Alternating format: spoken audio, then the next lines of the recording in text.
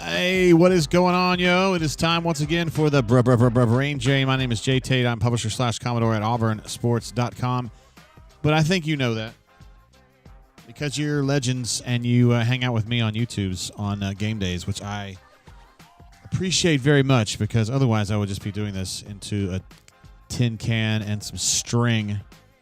And that be the truth right there. Word, anyway, it's a beautiful day to be playing some basketball and to have some basketball action. The Auburn Tigers taking on the hated Crimson Tide from the University of Alabama. Someone call it SPUAT is a phrase I don't see as often anymore.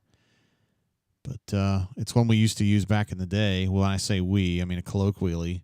Anyway, it's going to be a showdown for sure. The final regular season home game for the Auburn Tigers and Alabama. Auburn, of course, won at Coleman Coliseum maybe a month ago, and now this one's going to be contested inside the Nev, where the Auburn Tigers, according to KenPom.com, have an 80% chance to win this game. I personally think the percentage would be lower there. For the Auburn Tigers, I think Auburn's win percentage here is 67%, possibly 68% on the high end. So I have a lot of respect for Alabama, even though they have lost 4 of their last 6.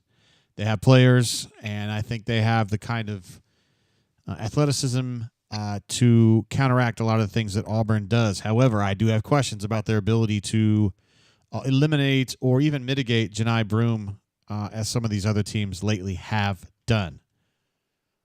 So that's how I feel about it. Let's go over to our main page here, and I do want to give a big shout-out to the man himself. Feel Like a Stranger comes in with a super chat here, as he often does. It says, word up, much love, Drainers, Swoogans, and Tates. Let's see if these turds out of our court.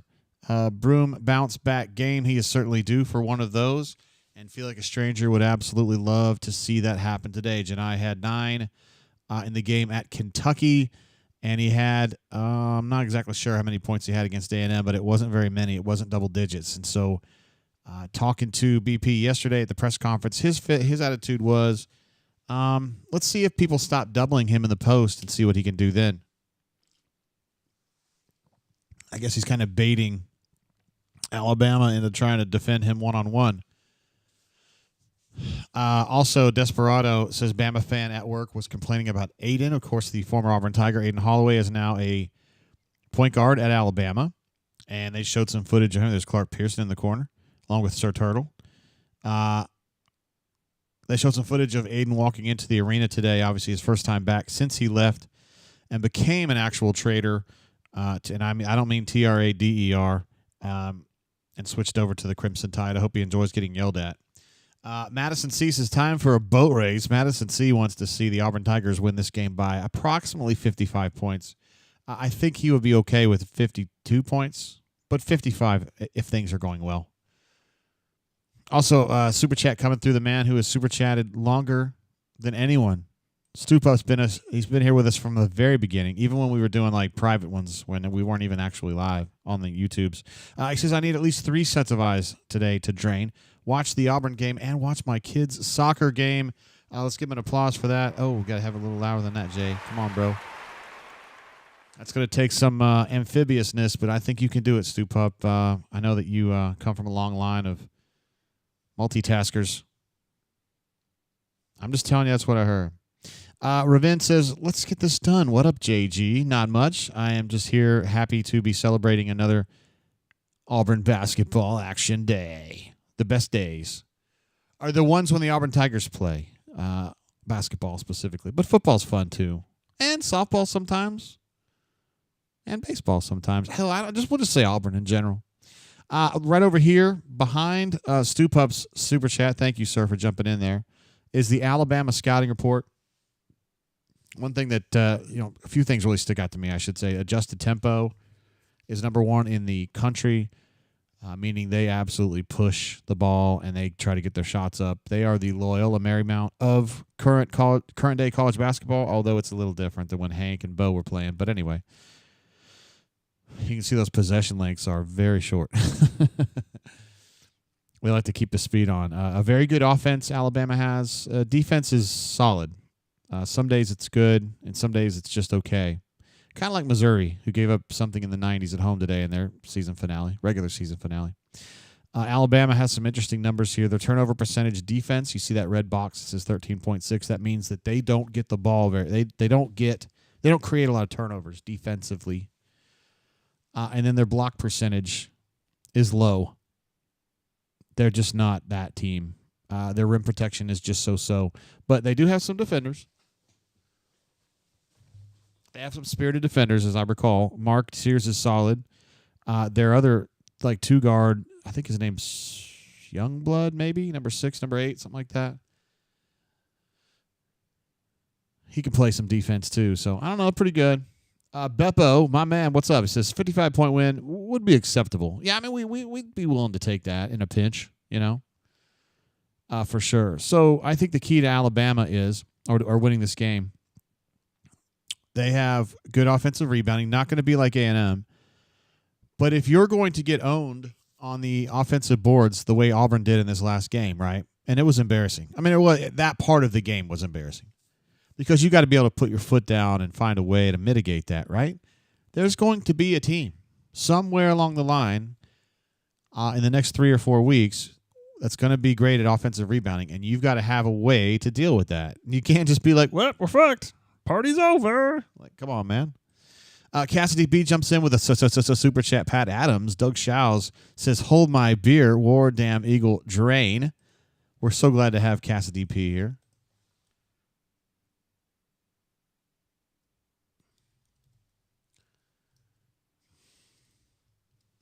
And we are underway inside the Neville Arena.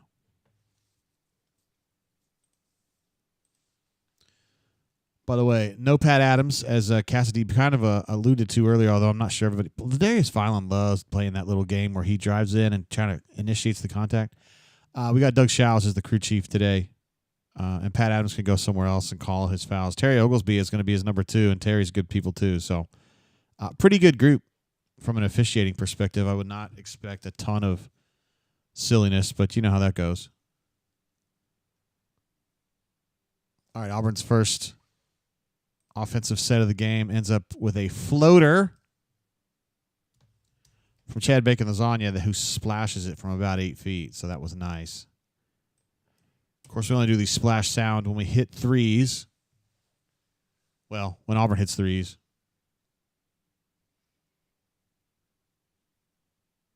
That was a very unnecessary Euro step, but hey, man, he scored the bucket. So that's that dude I was talking about earlier. He's a pretty good defender, man. Looks like a linebacker. Or like he could be a linebacker. Oh, they're going to try to go singles on Janai. And number 11 was up to the task from a binary perspective there, at least. Between yeses and nos, ones and zeros. Now we got an offensive foul, and he's mad. Look at him put his hands up and go, I didn't do that. Well, guess what, bro? The court of Terry Oglesby says, yes, you did. Come correct. Chip said the good kind of floater. Yeah, there's ones you don't like. Just they're too resilient, you know? You want those things to just kind of go away when they're asked to, you know? Oh, I like that pass to Miles Kelly from Chad Bacon-Lasagna, and they're going to call a foul away from the ball. Hackhouse is with us today. Hey, what's up, bro? Glad to have you here with us today on this important game. Scotty M is here with us as well. Wardam Eagle J, looking forward to beating Bama and hanging out, drinking, and watching the game on the drain. I'm looking forward to hanging out and watching this game and drinking on the drain as well. I do have a special bev today. I'm going to drink some of this Barrel Dovetail, which I enjoy quite a bit. It's light, but Grant Nelson just did some Grant Nelson shit right there. A nice play. Got somebody up in the air. It was Janai Broom. BP is always asking his players to be the second guy off the floor, which Janai was not. He knows he did it.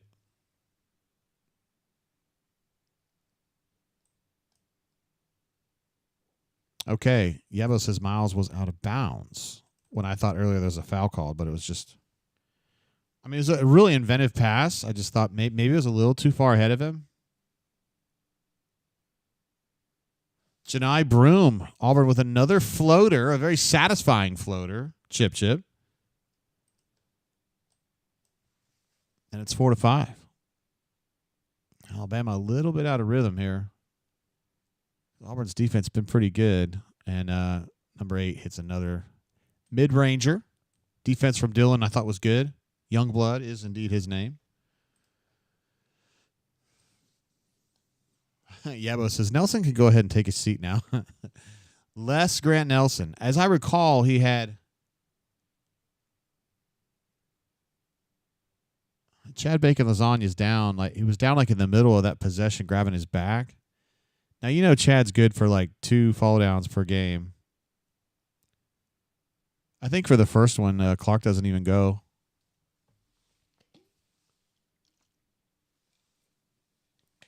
Yeah, I think I see Clark there at the end of the bench just kind of watching. Chip says, I like root beer floats as well. We all do. Boa's Great is with us, too. We love having Boa's Great here. We'll be paying more to watch his brain drain because he's going to be living in Oman, paying that Omani internet fee, which I understand is like 17,000 rubles. So I hope you're making that dough, my man. Heckhouse says 3 shots already that are floaters from Janai and then another from Chadley. Was there a foul there, guys? I was looking at the chat when that replay was playing. Let me see. Oh, they're going to review the tape. This could be like the inverse. I didn't see much there. Inverse Yale. I'm sorry, I just didn't see it there. Yabo, yeah, I think the allegation is kidney punch on Bammer, but I didn't see it.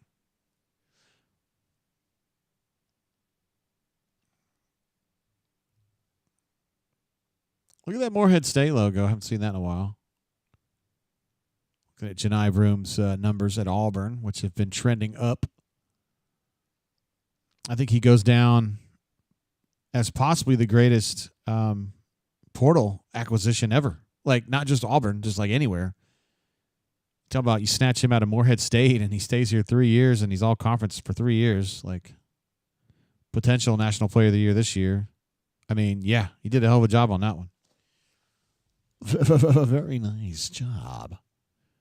Bo's Great says CBM is a flop master. He is. That is absolutely true. I love the people, Bo, who are like, I hate soccer because all they do is flop. And then they're like, man, Chad Baker-Mazara is my favorite player. Like, guys, come on, man. I mean, I like Chad too, but we got to be real about what he is, right? P-Pass says, they did it. If you're wearing red at Neville, you're guilty. All right. Fair enough. I could get behind that.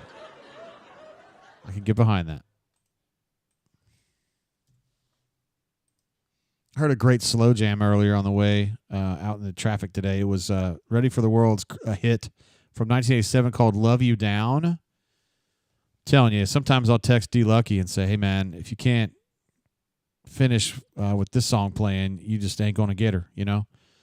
And the last one I talked to him about was a New Edition song, and then this one is definitely Love You Down by Ready for the World. Let me love you down. That's what Chad was hoping that guy would get loved down and sent to the bench with a technical earlier. Didn't happen. Youngwood just picked up the foul. He's incredulous. He can't believe it. Real Deal is here with us early this time. We're glad to have you, sir. He says, what up, yo. Coming in live from the greater Huntsville area. We believe, or we have been led to believe by our sources, that he is actually located well away from Madison. So from his perspective, maybe he's safer where he's at. Auburn don't love the offensive situation right now. Look at Chad. He is very motivated for a steal right now. I guess that kidney punch really got him going. Oh, that's a foul. That's more than a foul. I don't know if it's intentional, but you know what happened. Look how happy Kai is. He says, I love it when he starts acting like that.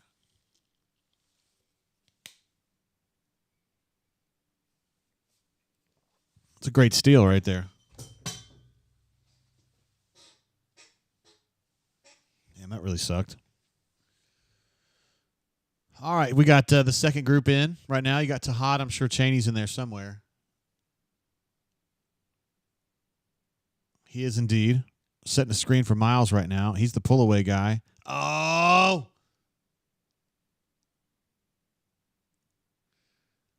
All right, so you're going to have a media timeout here for sure, the below 16, and I don't understand what was going on there. So I thought Chaney was going to do like some Vince Carter stuff and just try to dunk over that guy's head. Instead, he dished the ball to Chad, who was going to make a nice little 6 or 7 foot push shot. I guess there's a foul against Chaney. So when we come back, we'll be dealing with, watching, savoring some Auburn free throws. Since we're here, since we're at the media timeout, we're going to go ahead and get some hot, fresh stats presented by Krispy Kreme. Krispy Kreme, of course, your go-to stop for all things donuts in the greater Winston-Salem area. Also available in Escondido, California, and quite possibly in suburban Atlanta, somewhere near Kennesaw. I'm not exactly sure where. Here are the hot, fresh stats. The Alabama Crimson Tide with a 10-4 lead. I have it as 9. I felt like they didn't deserve that 10th point, but you know what? I'm going to go ahead and go with the official record on that. Auburn Tigers, ball handling's a big deal to me. 2 assists, 1 turnover. It's okay. No problem there. 1 assist and 2 turnovers for Alabama. Alabama's +1 on shots attempted. That's something I'm sensitive to after what happened the other night. Auburn almost always has more shots than their opponent. 5 rebounds for Alabama, 2 for Auburn. You don't want to see that. Chip says Krispy Kreme stores were all over London. London, Kentucky, one of my favorite places to visit. I don't understand which team. It's so hard to tell, what's going on. What I mean is, we know what's going on. Statistically, when you look at the box score after one session, one segment, it's not much to tell you. But maybe LeBaron Philon needs to shoot more. That would be my guess. I think he needs to do that, yeah. So, yeah, there you go. Small Victory says, I used to work and live near Kennesaw, which is where the Best Buy outlet is. A lot of times I see open box deals come through the Kennesaw outlet, not physically, but I see it on the internet, and I always wish I lived closer to that. There he is, Neil J., the legend himself. Evening all, checking in and checking out. Not able to watch the game tonight, but hoping we smash Bama. Do you love this guy's attitude? We absolutely love this guy's attitude. He's got a big match of his own tonight. Scotland and Wales set to do a duel in the rugby world. And, of course, Neil, as a Welsh fella, is going to be pulling for them. We got score predictions coming through. Yabo thinks Auburn's going to win this one by 8. Let's see. Cassidy P is thinking Auburn wins by 6. St. John's beats Marquette with a little stick back late. Formerly known as the Redmen, now just the Red Storm. By the way, my mom's alma mater is going to be playing for an automatic bid to the NCAA tournament. Just 11 short months after her passing. Southeast Missouri State. I forget who they're going to be playing, but yeah, you know how it goes.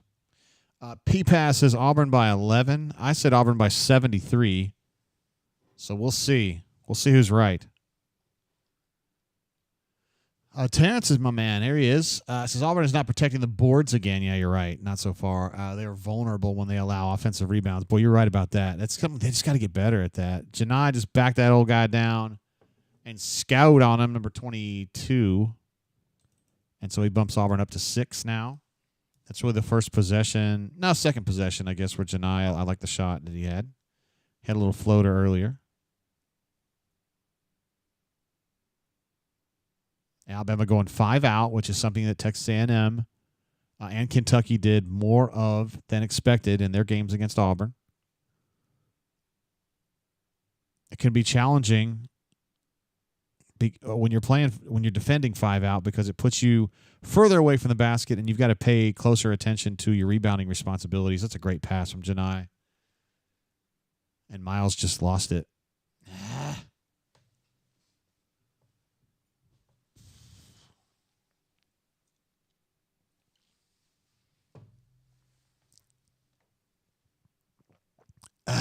First trick of the day is sometimes it hits weird.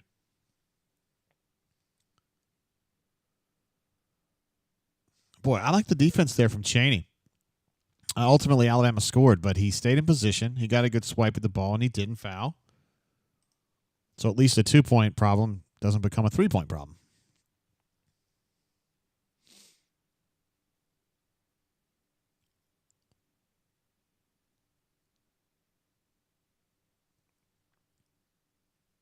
Oh, now I thought the defense was good for Alabama on that possession, the individual defense, but Janai just got his feet a little bit more set under him than he usually does, or at least lately, and I was able to get that little push shot out. Mark Sears hits one from quite a ways out. A true swashbuckling type player, man. Just like a pirate. Swinging like Captain Jack Sparrow from mainsail to mainsail.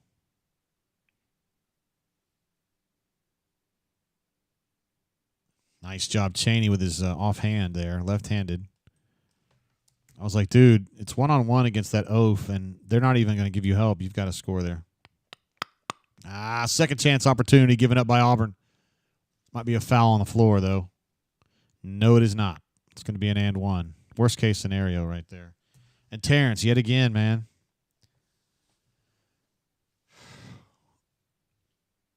It's the offensive rebounds and the second chance opportunities, guys. It drives me crazy. Drives you crazy. Drives BP crazy. And I think the only solution to that problem is you've just got to get more intentional maybe, about rebounding on the defensive end. I mean, Auburn's not small, and they're not little. I mean, Chaney's not little. Janai's not little. Dylan certainly isn't little. And if you put somebody like Sir Turtle in there, like, he's not little either. So what's the deal?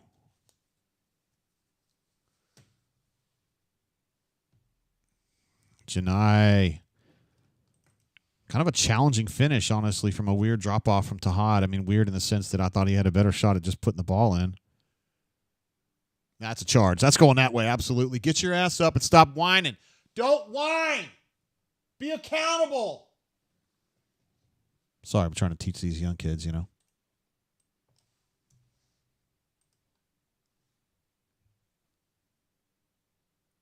I mean, he's 100% set. Got his feet set for sure, and he's way outside the cup, so. I'm going that way.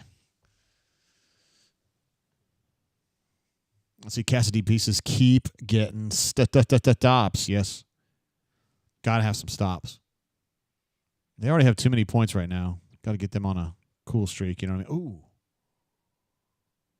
I know that shot's not going to count from Janai. The foul was on the floor before that, but it's really starting to look like Janai's got that swerve back with his left hand.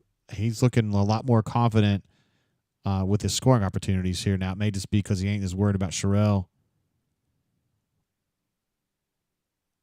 Oh, and I say that, and he just missed one that he probably should have hit. I see Frank G in the chat. What's up, bro? Solo Tigre, of course. Small victories. T-Roy, Tiger himself, got a big game involving Troy today. Look at that. Just around the horn a little bit. Kind of an easy bucket for Alabama. The Troy women are taking on the Marshall Hundering Turd today, coached by Julie Folks, former Transylvania University women's basketball coach who won us a natty 2 years ago.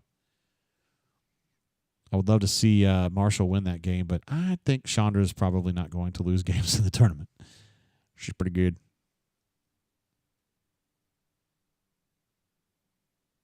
Boy, they are really pressuring Aiden, aren't they? I mean, they are defending him 35 feet out.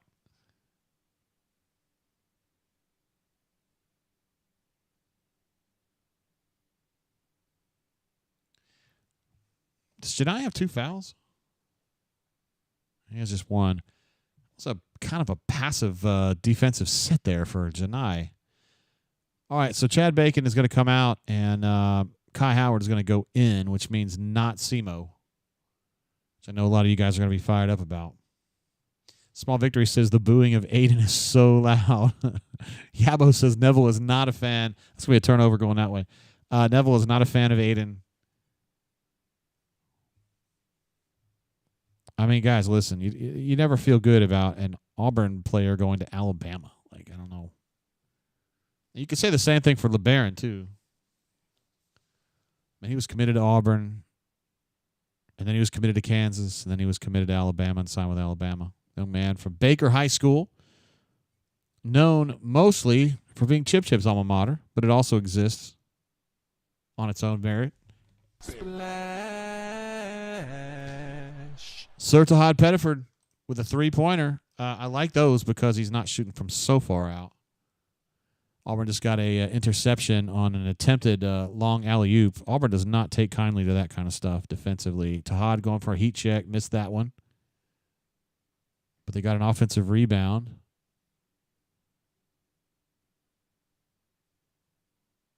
I thought the rebounding effort on that offensive possession was terrific from Auburn. I'd like to see that on the defensive end. Yeah. Shane was just a little bit late getting down in defensive transition and bumped Grant Nelson on the way down the baseline. So that was a fun segment. Both teams got a little bit more of a bite on the attacking end. I didn't realize that. Terrence says the Phylon also was committed to the Ole Miss Rebels as well. I kind of checked out at some point. I was like, this kid's flaking out bad. I mean, I like him. Covered him 3 times. Interviewed him 3 times. I like him. But obviously his opinion of his future changes with the wind, right? We could sing a song about it. She's like the wind through my trees. She rides the night next to me. I'm getting some hot, fresh stats pulled up for you guys. We'll take a look. I like that we have 2 segments through now, so we can draw some conclusions. Maybe, or at least, you know what I mean. Let's look at some trends, some stats, some things that could be going on. Rebounding is really not improved very much here. It is actually not improved at all. 9 rebounds for Alabama and 3 for the Auburn Tigers. Second chance opportunities, Alabama's +6 already. And the Auburn Tigers do have 6 assists and 2 turnovers, which I like. 6 assists on 7 buckets is terrific. I like to see that. What I don't like to see is this rebounding differential, and it's just not good enough. By the way, personal fouls, 6 called on Alabama, 5 on the Auburn Tigers, so you'd like to see those more or less even. Alabama does try to drive downhill more than Auburn, so you would expect them to draw more fouls, but Auburn's been kind of more set on working closer to the bucket today. Terrence says Wes Flanagan had a relationship with him. Wes Flanagan, of course, the outstanding former Auburn Tiger and Auburn assistant who is now over at Ole Miss working for Coach Beard, whom he considers his mentor. Let's see. Cassidy P says, if we can figure out how to switch on D to prevent slashes, we can force tough threes like in the T-Town game. If we can get paint touches on offense, we will collapse their D earlier for our own good threes. Come on, fellas. Getting in front of slashers was a problem, a major problem against Texas A&M, and Alabama's guys are just as good, I think, drivers. Youngblood's already had a couple. Sears has had one, and there's their winger, Omarui, already had one as well. So, that's definitely, at this point, Auburn's played 30 games. I mean, the book is out in the sense of be physical with Denver and line them up and drive them if you can. That would be the book against Auburn, right? Desperado reminds us one of my favorite things to remind me of. Don't forget to set your clocks forward tonight. Spring forward. And hopefully, if Coach Tuberville can come through, this will be the last time we change the clocks. I feel like it's a bipartisan issue. I think everybody believes that we should have. Kanuman just sent a live picture from Aubie dunking the basketball. I like that. Thank you, sir. I'll post the picture right here, right now. There it is. Overhead cam of Aubie with the dunk. And again, proving his position inside the Neville Arena. Small Victory says, Aubie dunking, best mascot in nation. Is there any question? Real Deal wants to see Kai Howard play. Let's do that. And P-Pass says, let's celebrate Coconut Bra Guys. Last home game helped start Pearlville along with Pablo and Allie. Pablo Escobarner. Or Escobarner. Yeah, Escobarner. My bad.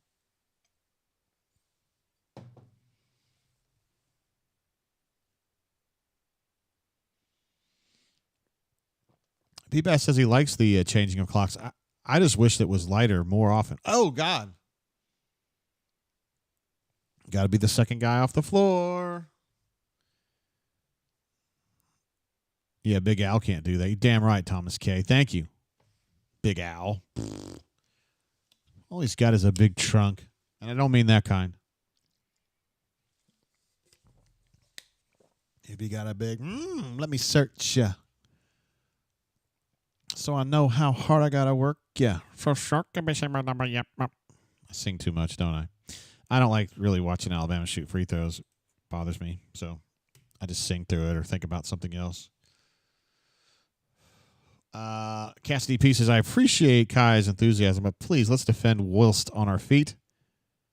Spicy P says we are getting murdered down low, which they should not be getting murdered down low. They should not be. Auburn's good there. It should be a plus for Auburn. Oh, lazy pass from Dylan, not paying close attention to what his defensive situation was there, but Tahad able to run it down. Now they're going to call a silly foul on Aiden Holloway. No, dude, you're 35 feet away from the basket and you're getting handsy. Don't do that. Don't shake your head. Maybe that's why you're not at Auburn anymore. If you thought about that, maybe you should think about that. Schaefer Kia says Big Al has a little phallus. And Small Victory says Big Al's only accomplishment is a big pile of excrement. Yabo says, just pick a time and stick with it. I don't like the change. Please, if you don't care about when it is, let's stay on daylight. So at least in the summertime, it goes later, you know? Todd going to get 2 because Auburn's in the bonus because of Aiden's dumbass fouling 30 feet from the bucket. Terrence says, JGT, yes, that's the reason he isn't at Auburn, because he's kind of moody and doesn't get along with people as well as maybe he should, including his coaches. Yeah, that is part of it.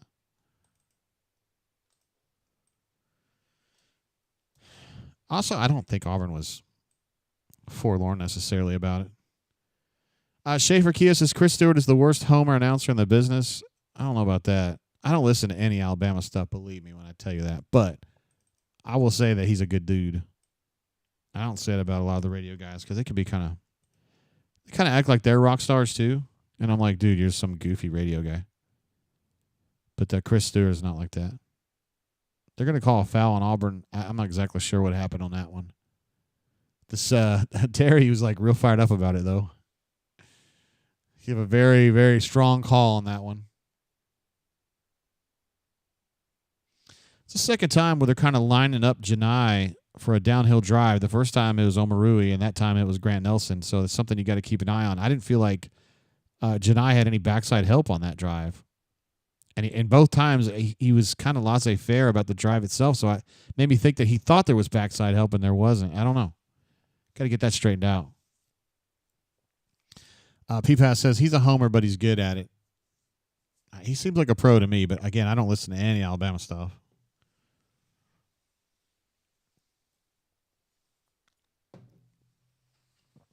I mean, Jim Fife, of course, is the gold standard. Dude, was a fun guy, happy guy, party guy, great announcer. Appropriate levels of excitement. A great voice, of course. And a Janai with another confident turnaround Shot off the window, off the glass, a little kiss off the glass, as Bill Raftery might say.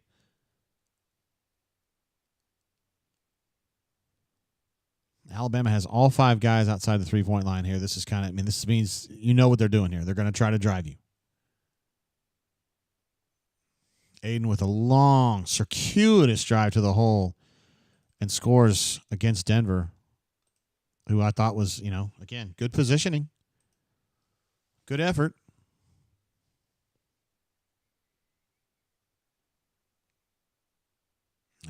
Chad with a turnover there. Oh, Dylan with a Swatsky. What looked like it was going to be an easy bucket for Bama. All right, Chad's going to run the point here with Denver on the floor. Don't love the shot, guys. I don't love that shot. He got a little individualistic on that, and he still took a fall away, leaning away. Not good footwork on that, and it's from 22 feet. I don't know. Miles Kelly gets a defensive rebound, though, and we love it when if he gets at least 6, I feel like Auburn is in a much better situation for whatever reason. When he rebounds well, Auburn plays great. Janai with another. That's a second chance opportunity, technically. So Auburn's not having trouble getting those incisive. Oh, man, Grant Nelson. Did that go down? Oh. Now, how can he do that? And then I'd be a technical, dude, with the stuff that Auburn gets called for, with the inane stuff that Auburn gets called for. Why is he doing that stupid whooping crane bullshit and they don't call anything on it? But, seriously, if Chad so much as pumps his fist, they're going to throw him out of the arena. I don't understand this. That's a hell of a dunk, honestly.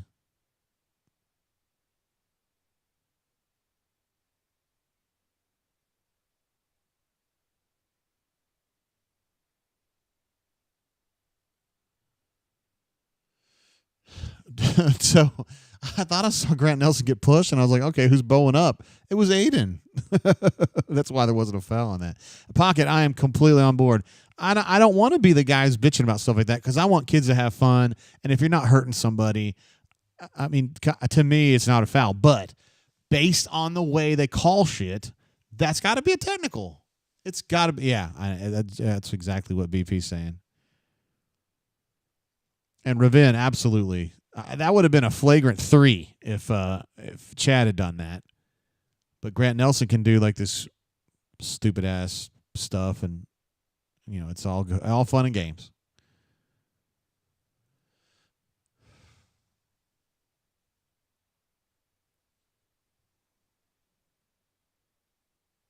P-Pass says Nelson's parents both escaped from an Oregon prison.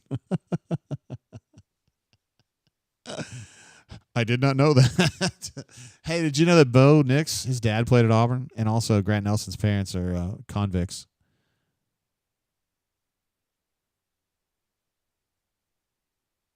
The BP is just incredulous on this.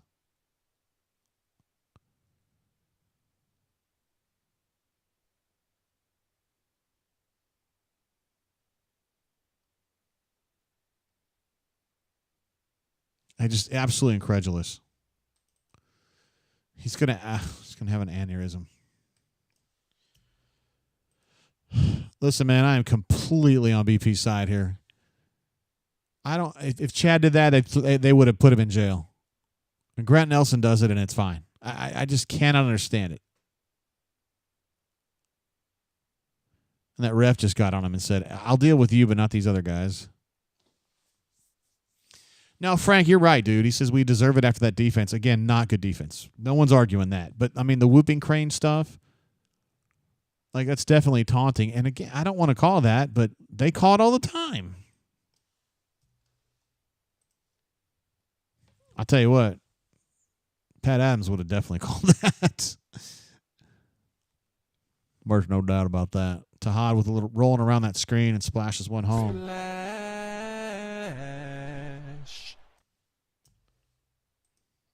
Tahad, when he gets his feet set and he's in a reasonable distance, is pretty damn good. And he was both of those on that last shot. There they go. They're going to try to line up Janai again. Now, that's good defense from Janai, and he forced a missed shot. Whether that had gone in or not gone in, that was good defense.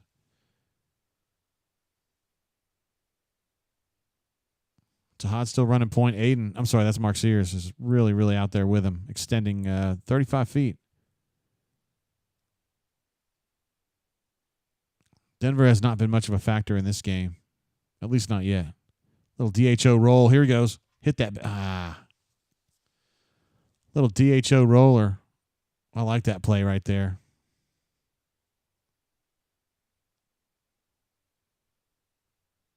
Terrence thinks this game could get out of hand and it will be entirely on the refs. That's a push off by Mark Sears. Just let that go. And then Grant Nelson just takes a little pass down and hits a three. 31-24. I mean, everybody in this chat expected this game to be close, at minimum. So I actually thought it'd be a little closer. I thought Auburn would be scoring a little bit better. Oh, what a dish from Janai. Boom shakalaka. Little dish action from Janai. That is what he does. Oh, it's so good, so good at that. That's that Youngblood dude. Missed that one pretty badly. Barely got front rim on that. All right, so you got Chaney in there. Not you'd ever know. He's really definitely in a funk of his own. Telling Denver to get away from that half of the court. I do not like the fall away. I don't like it. I think Pocket Watch is not a fan of it either. Hey, that's good play by Alabama. Passed out to the trailer, and he hit a three. An unguarded three. So Auburn's given up 34 points in this half already. To me, that would be about as many points as I would expect Auburn to give up in a half by the end of the half. So definitely behind schedule there. And on the attacking end, and I'm not sure, is it just shooting? They're just not scoring enough right now. Raven thinks the body language is terrible. Tahad with a, we'll take it. Hey, man, I don't necessarily love the shot, but it is unguarded. So 34-29, Tahad having some nice success from long range. But Grant Nelson is also having a lot of success from long range. Just hit another three for his second long ball in 3 possessions. And that's definitely going to give Alabama a nice boost.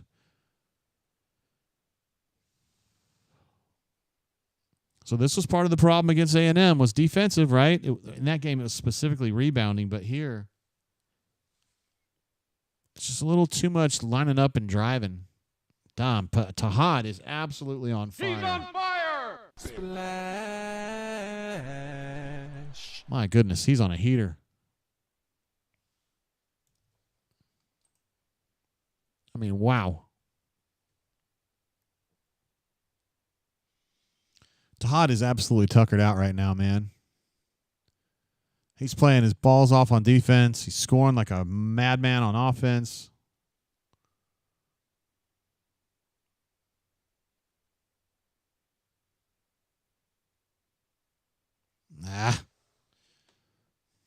Georgia says, Hod. Yes, sir.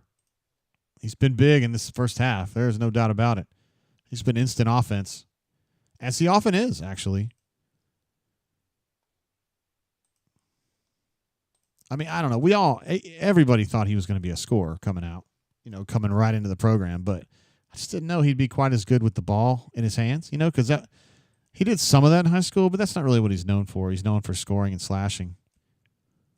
But he's been pretty much an all-around badass, to be fair. I mean, he's really good. All right, here's the latest stats here. Let's take a look at ball handling. 8 assists, 4 turnovers. Not much to bitch about there. 13 buckets, 8 assists, not a problem. And I also see some other numbers that are encouraging me here. 8 assists and 6 turnovers for Alabama. You like to see the heightened turnovers there. The number that encourages me right there is the rebounding. Alabama's still ahead, but it's only 13-11 now instead of getting doubled up like they were earlier. So cheer up, Frank G. I like that. Auburn's shooting the ball reasonably well here, 50% from the floor. Alabama's shooting almost 60% from the floor, so that's a little bit of a problem. Both of them are 4 and 7 from 3. Alabama has a few more free throws. Otherwise, this game's pretty close all things considered, Auburn is +2 in shot attempts, which is good to see. So I guess the difference in this game is just one less bucket and 3 more free throws for the Alabama Crimson Tide.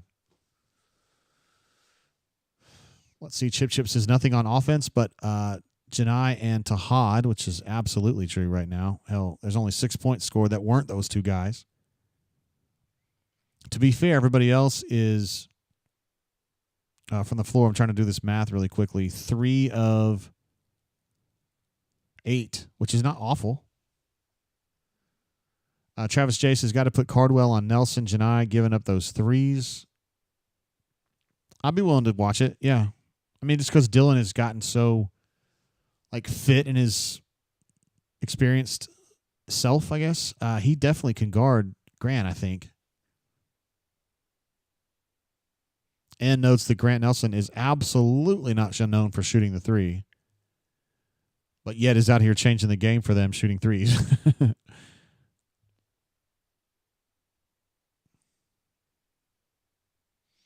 Let's see. Small victories. What did he say? Why does Nelson's gross stash bug me so much? And Cassidy P did the homework and said victories. It bugs you because, and forgive my frankness, it indicates his parents were indeed cousins. I have proof. Let's give him some applause on that. He did his homework. He did his homework and went to the Coeur d'Alene registrar's office and got the proof. Terrence W. says, I think we have discovered Auburn's weakness on defense. Opponents play 5 out and drive to the bucket and crash the boards. Rinse and repeat. Auburn at least not lately. Not great when they get lined up and driven on. That's just not something Auburn's been good at for a while. I mean, I can remember back in 2019 when people would try to drive on Jared, and Jared eventually got a little more taught, T-A-U-T, to defend those a little bit better, but that was still the main course of action when people really wanted to hurt Auburn. This is back 5-6 years ago. And now you look at this team and they don't have the super rough-ass guards. It's just never really been a BP thing.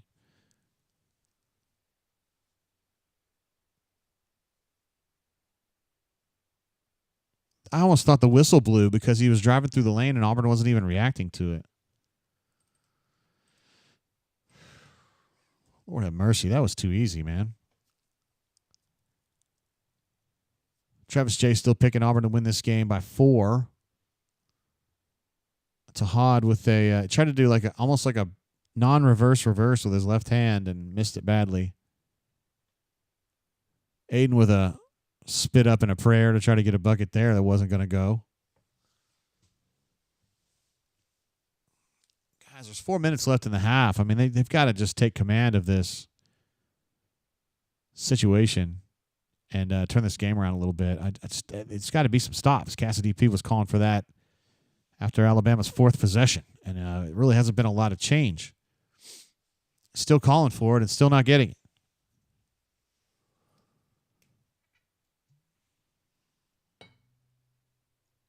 That's the thing, like when Spicy Pieces guard the rim, which is a fair thing to say. When it's 5 out, you don't have any way to guard the rim, really. Holy cow. Good God almighty, that was amazing. We'll give it a drop. Dude, that finish from Chad Bacon Lasagna, I'm telling you, that was like David Copperfield shit right there. How did he even get the ball through? Look at all these dudes. Oh, my God. Coach Sonny is just in amazement. What a finish. Yeah, but it just says bacon lasagna-ing. It's a verb, man. He hits the free throw to consummate the old-fashioned three-point. Play, and it's 39-35. So as much as I've been fussing about Auburn's lack of defense, Auburn is only 4 points off the Tide's pace at this point. So Auburn's not having a tough night offensively in their own right, but definitely need to get some defensive stops. Got Simo in the game now. Got Sir Turtle, it looks like.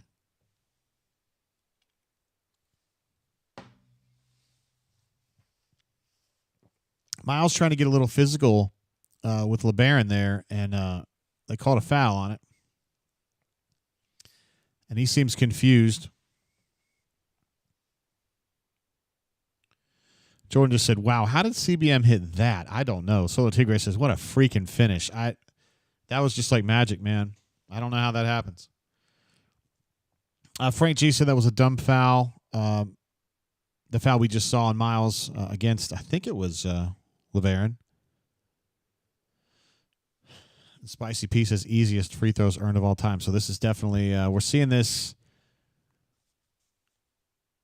A lot of the same things we saw offensively in the A&M game you're seeing again here. And also Florida likes to do this. 5 out. Kentucky did some of it as well. 5 out, which removes Auburn's rim protection, right? And forces Janai and Dylan into some matchups that maybe aren't great. Now, the thing is, I think these other teams know that Dylan is actually probably a B-plus defender, even when he's got smaller guys on him.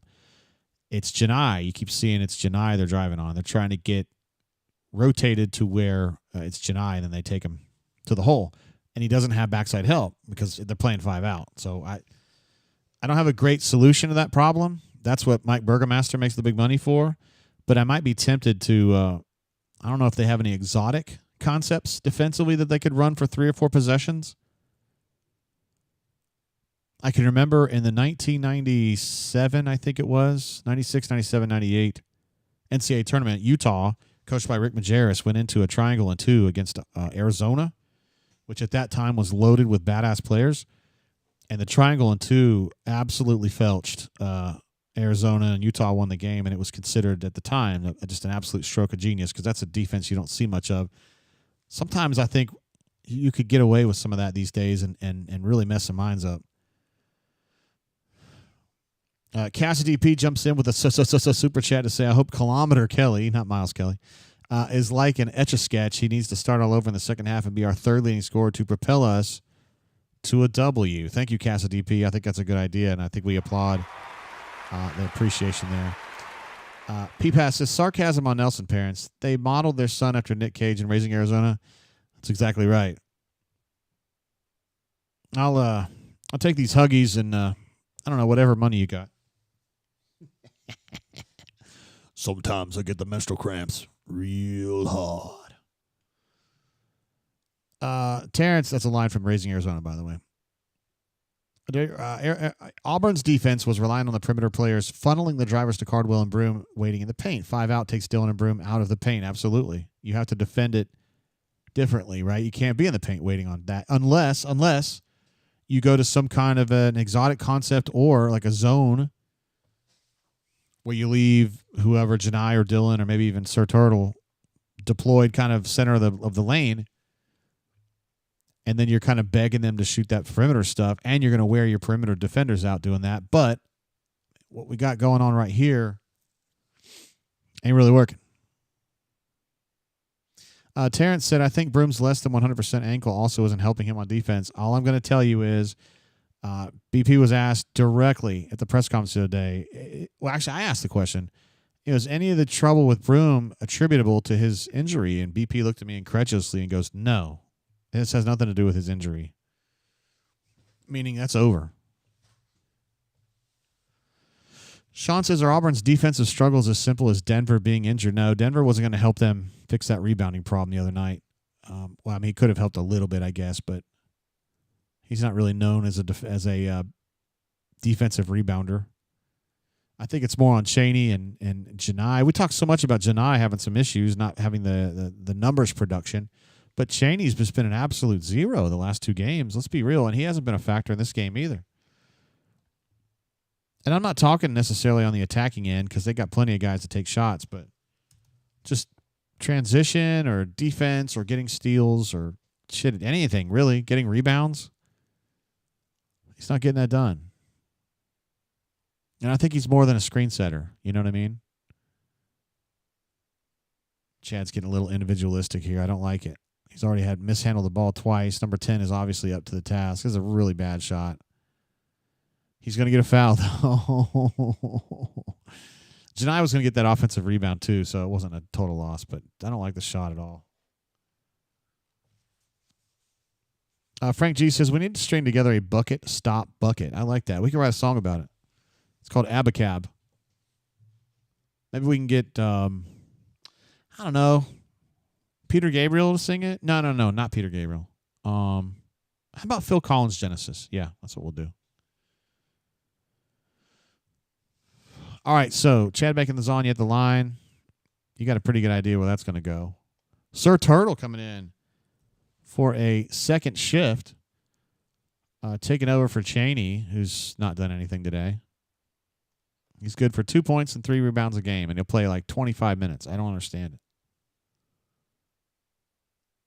Yeah, Frank G says he's having KD flashbacks. That is really good. That's exactly what it looks like. I know they're different body types, but it's the same mentality and approach. I don't know. I feel like Auburn can get better shot selection, get better quality shots. But to be fair, they do have 37 points right now. They're doing okay. The problem Auburn has right now is not on the attacking end. Is that not a travel? It has to be. Okay, they called it. They called it after his 7th step.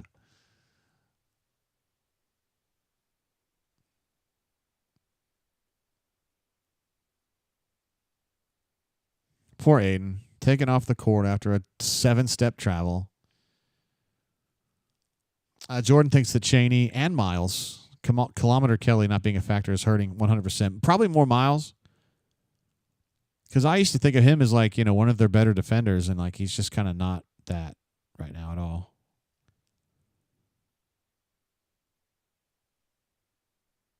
I like that shot from... Oh, wow. Nice rebound from Cheney right there. That's the first time I've noticed him in this game, really. TJ says Aiden is so mid, LOL. You're not wrong. I mean, relative to all the blabber about Aiden, he's not that good, right? He's a good basketball player, but he's not a franchise player, I don't think. I mean, even Alabama, he's a complimentary player, plays behind Sears, and I'd say LeBaron's probably more valuable than he is. I mean, I just say from my perspective, I worry about LeBaron more than I do Aiden.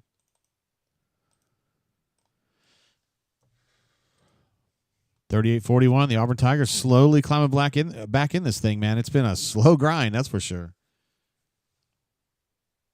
I feel like a stranger says great rebound. It sure was. Capitalization is definitely deserved on that one. That was a big boy rebound. That last shot attempt, free throw shot, was not a big boy free throw attempt. It was a little short. Just a little short. Boy, that was good defense from Cheney again. It was a missed shot. I like the ball passing. Ball passing. The ball control there. Ultimately didn't yield anything useful, but being patient and being quick about it. I like that. Being patient in the sense that they know what they're trying to accomplish here. Cheney with a step back 3. That's a 15% shot, if that. And then Janai's going to get a second foul for reaching over for a defensive rebound he was never going to get.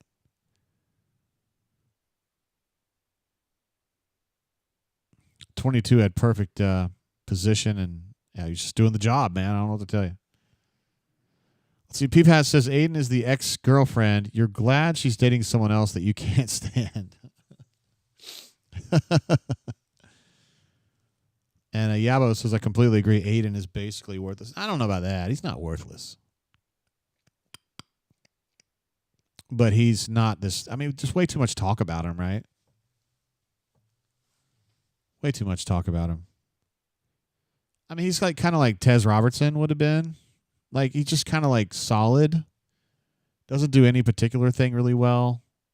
But he just, he plays. He's a player. As Gus would say, he's a guy. Oh, he's a guy. Yeah, we figured we knew that, but thank you for confirming his gender, Gus. Well, you know what I mean. I was trying to say Auburn playing kind of its version of 5 out, which is like 4.5 out. Denver with a silly turnover. Then he gets another turnover himself. Janai trying to take advantage of Grant Nelson being out of position, and he does get the bucket. So, again, very much a slow grind here, but Auburn's back within 2. Youngblood just lined him up and drove him again, and they get a second chance opportunity, man. Number 22 got a stick back in there. It's the second time today he's been a one guy, either 1-on-3 or 1-on-4, and gets the ball and sticks it back in. Oh, nice block there from number 22. And he saved it and got it to Mark Sears. This guy's having a hell of a minute.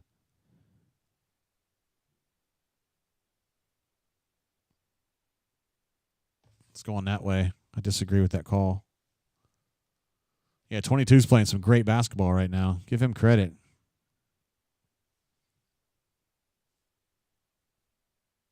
Yeah, Frank G says no inside D at all. Just none. Yeah, that's kind of what I'm seeing too. Again, 5 out, it's tough to have post defense, really. I think you just have to kind of force them into shoot some threes, and I just don't know if I trust them to hit them. I don't know, Frank G. He's asking, how is that their ball? I thought that was definitely Auburn's ball there. And now Grant Nelson going to the free throw line to extend this a little bit here.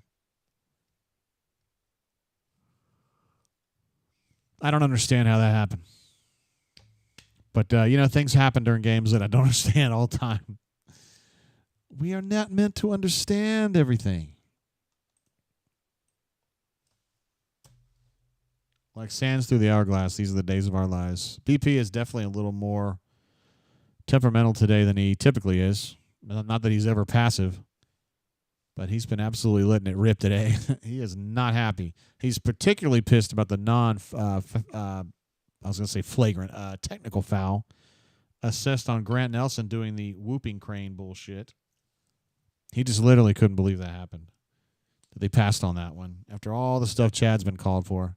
That's way less serious than that, although none of them are real serious, Janai with the double spin. I mean, come on, man. If it works, it works, right?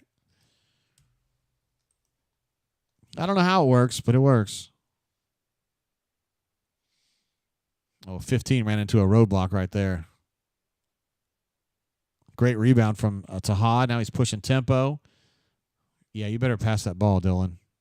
Bounced it off Mark Forehead's sizable forehead. Kind of hard to miss that one.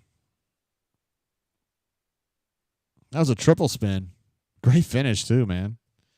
At least he's not doing the fallaways, man. I like it. He's his shots are he's moving toward the basket when he shoots.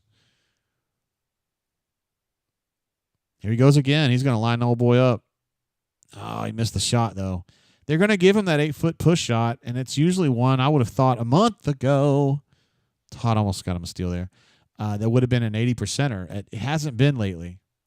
More like a 50%er, 60%er. Alabama can hold this ball for the final possession. So they're going to walk out of here with a lead at halftime.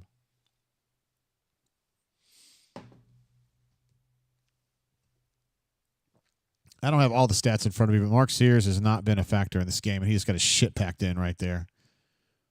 Absolutely got his shit packed in. Right? That's embarrassing for him.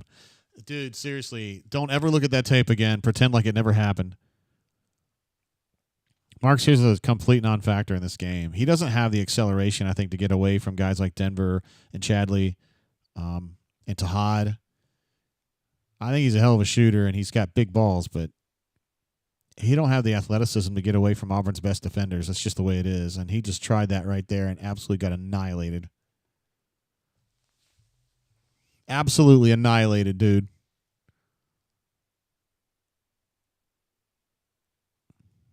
This would have been like me trying to get a day to the at the Theta House at UK in 1996. This would have been me. Just getting swatted left and right.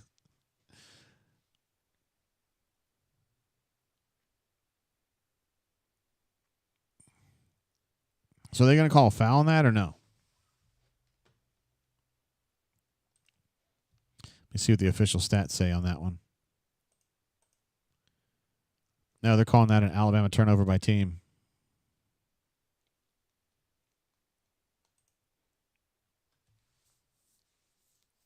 And I'm showing zeros on the clock here on the stat page, so I don't know I'm not seeing it. It doesn't say halftime, though, so I think it's still right where it is. It's going to be 0.3 seconds, which you can't get much done there, particularly when you're inbounding from here. It's got to be just a tip.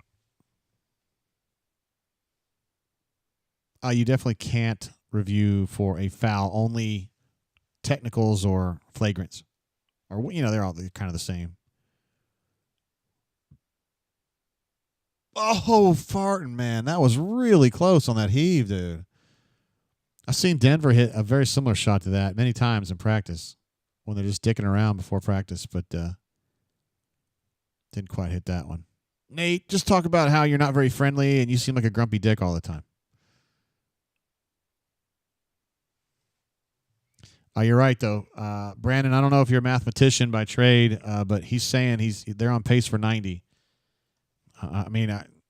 What's your source on that? Do you even have a source on that? I'm just teasing, man. All right, let's get these hot, fresh stats up. Come on, Jay. Get these hot, fresh stats up for you guys. A little halftime action. I'm interested to see how the rebounding's going, and I'm also interested to see what Mark Sears' numbers are. Because my guess is they're not going to be very good. Of course, Grant Nelson's situation is not dire. He's had a fine half.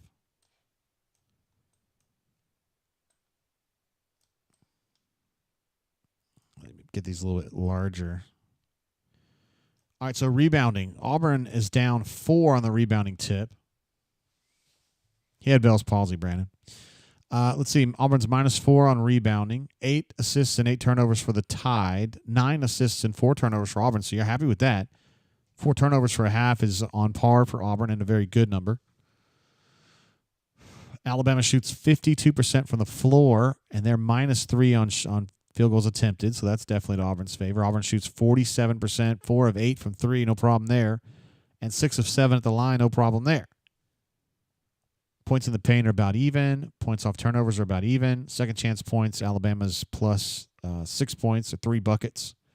Fast break, Auburn has a 0 on the fast break. It's so interesting, man. Like the first 6 weeks of the season, Auburn was a great fast break team. And now I'm not going to even say that they're not a great fast break team. I think they just get played into this type of game, and they're typically very good at it, right? I mean, they got Miles is a good three-point shooter. Tahad's obviously a good three-point shooter.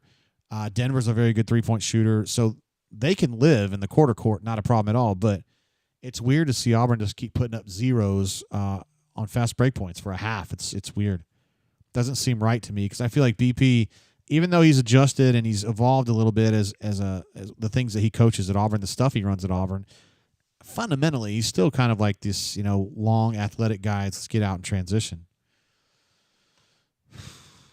We've got the legend himself, D. Lucky, says, can't decide who I want to punch more, Oates or Nelson. Why not both?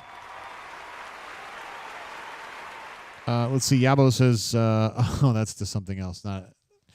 Frank G says, not a bad half. Our inside defense and fouls are what kept them in it. Our offense, we need to be thankful for Janai and Tahad. They had very good halves. Need to check in with my wife because she's out riding. Make sure she's good. It's got to be a good husband. Check on your wifey.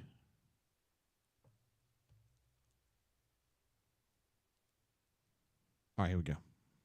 Sorry.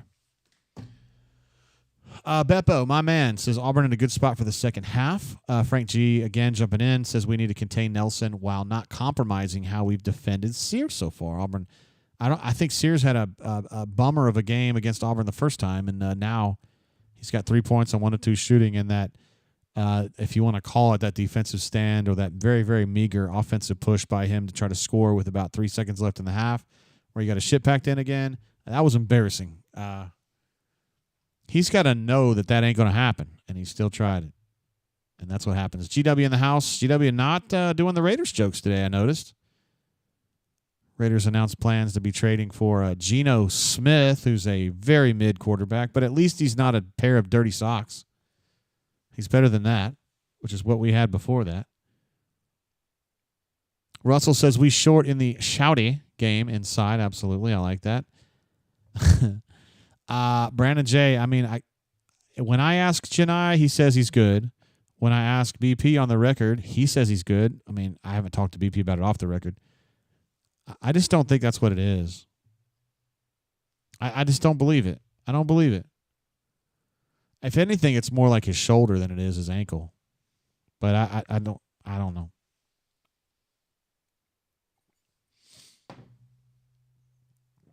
Colby has a great question. He says, where's Miles at? 13 minutes that half for Miles. He had 0 points, 3 rebounds, which is good. 0 assists and 3 turnovers. Matt Steele says, better than Daniel Jones. Yeah, that's a very low threshold, but Geno Smith is better than Daniel Jones. Geno Smith's probably, if you're counting quarterbacks, he's probably in the,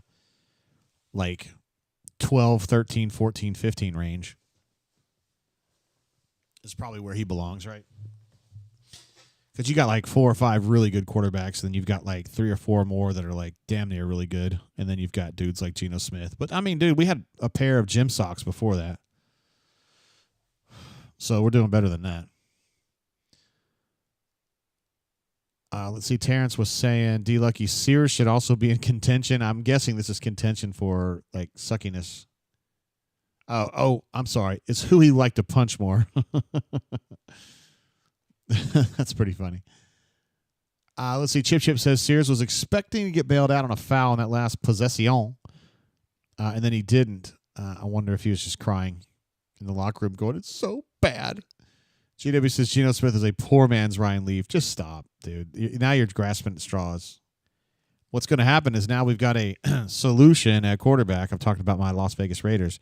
We're going to draft Ashton Jeanty with the 6th pick, and it's going to be sweet. I love that guy.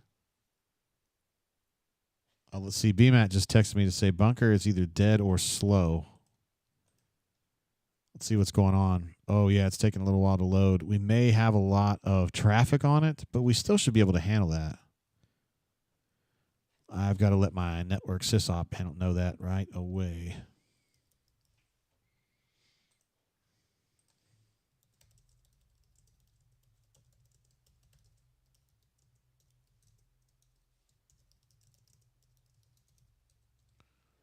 Okay, just let my sysop know about that. Got to pass along the, I can't even get the bunker to come up. Yeah, Brandon J says bunker not working. Thank you. Glad we have this going. Jester87 says Geno is solid. That's all I'm asking for. Solid, competent, not shitty. That's it. I mean, dude, that's since Derek Carr left, that's pretty much what we've got. Guys, calm down.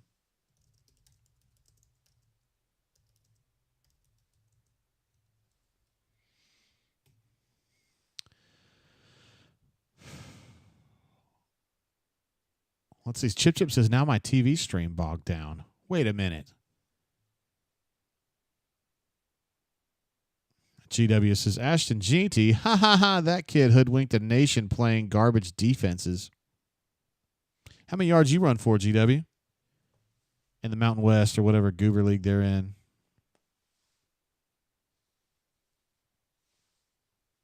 Let's see. Spicy Pieces, Miles, Denver, and Chaney got to get involved on offense. Absolutely, man. I'm so glad you brought up Chaney because he's getting a free pass in all this. We spend so much time, and I'm part of the problem, talking about Janai and this and Janai that. Well, Janai is definitely up to the challenge today. Where's Chaney? 3 points, 1 of 3 shooting. He has 1 rebound in 7 minutes. So I'm trying to calculate this now. He came into the game having 6 rebounds in his last 45 minutes. So now he has 7 rebounds in his last 52 minutes, man. 52 minutes. I like Chaney, and he's a good kid, and he works his balls off. But, come on, man. You got to be more effective than that. So thank you for mentioning that, sir. And, of course, Miles. I mean, he went for 30 against Kentucky. He's got 0 tonight. Doesn't even take a shot.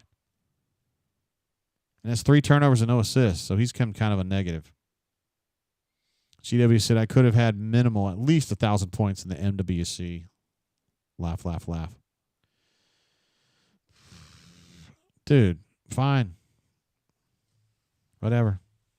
I'm going to tell you something. Jerry Rice played against some bad defenses in college. He looked all right.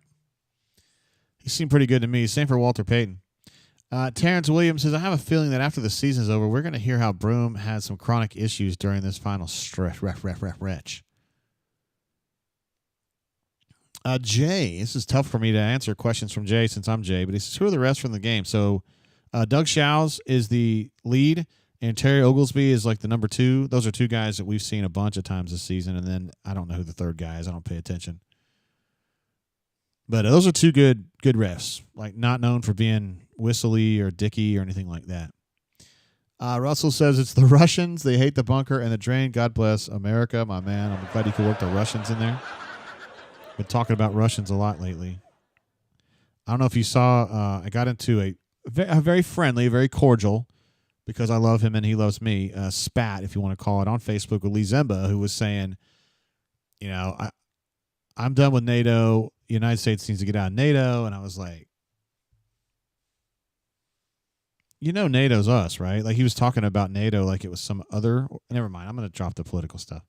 Anyway, I thought it was a good example of how 2 guys can have a disagreement about something and be very friendly about it.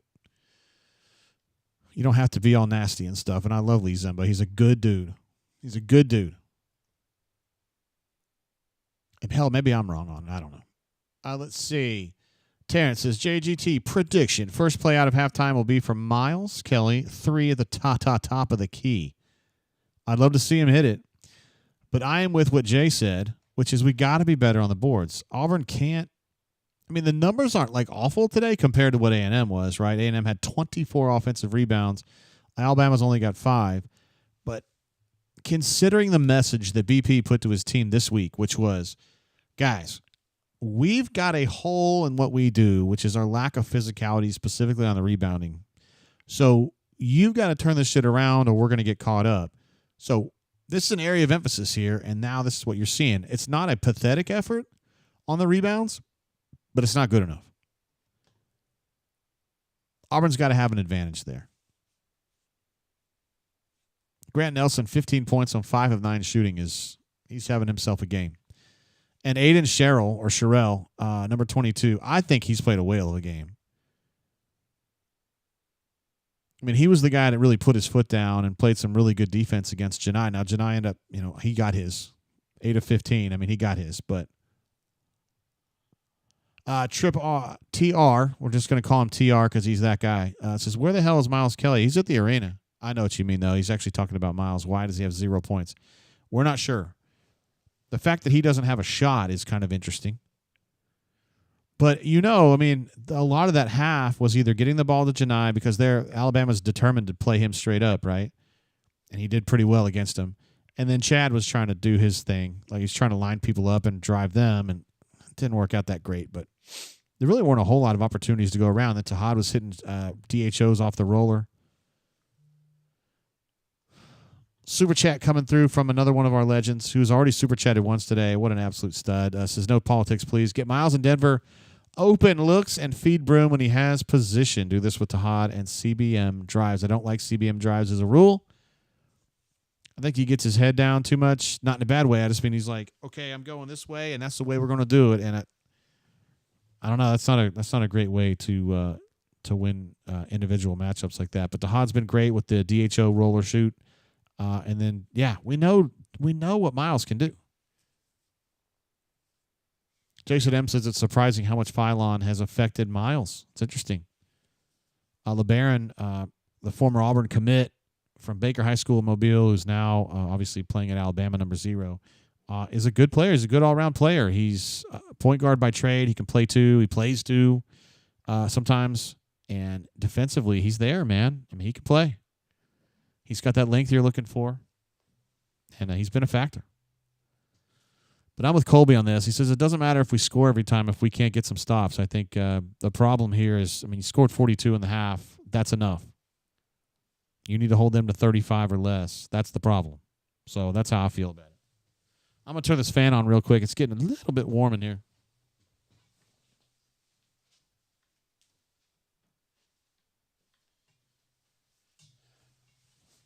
No, it's not code for anything. I really did just turn the fan on.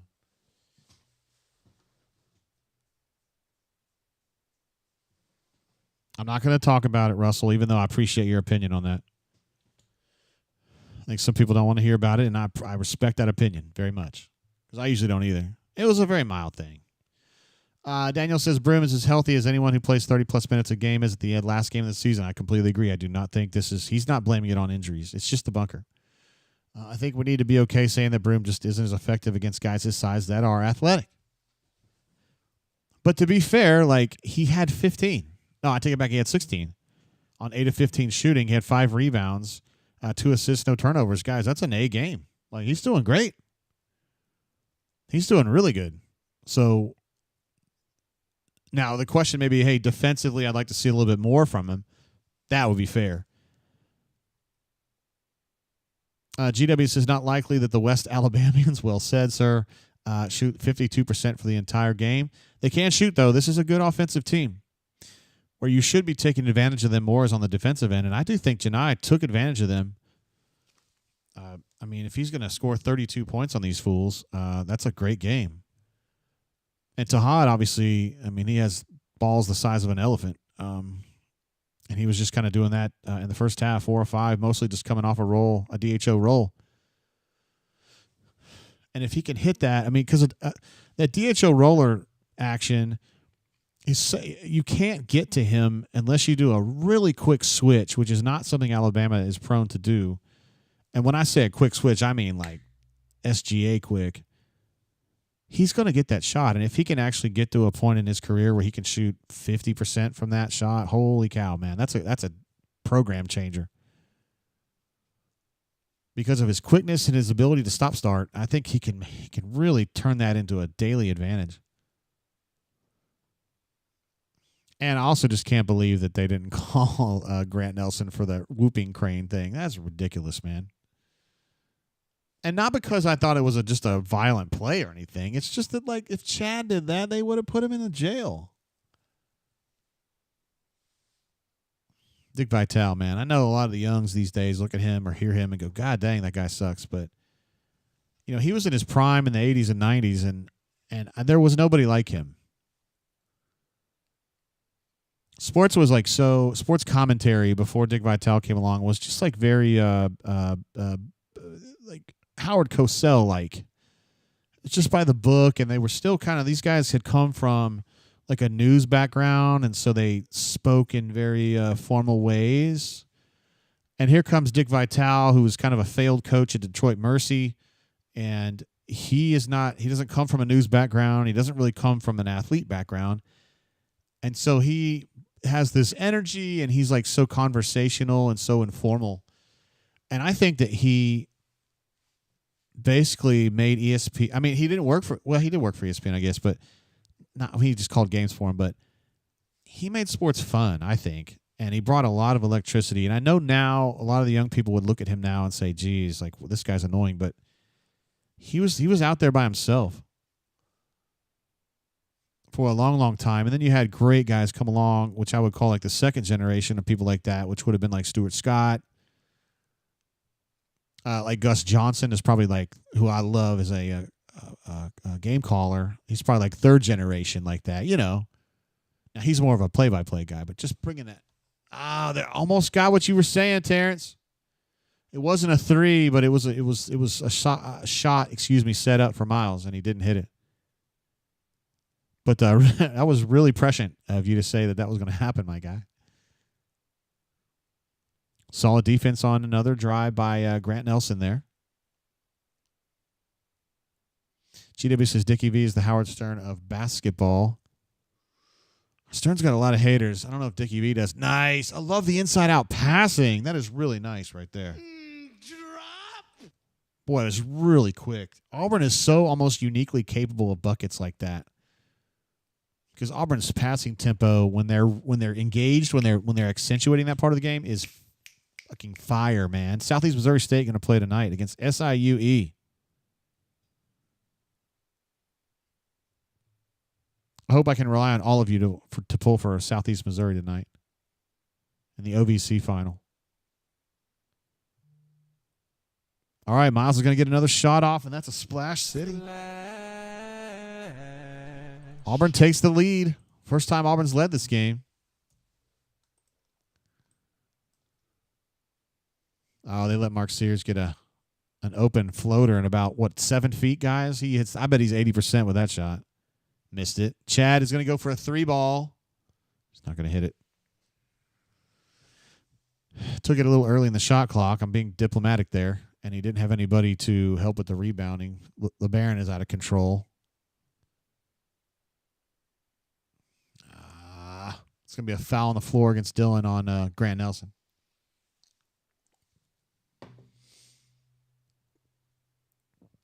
TJ, I love the reference to Lloyd Christmas. Good stuff. Dumb and Dumber.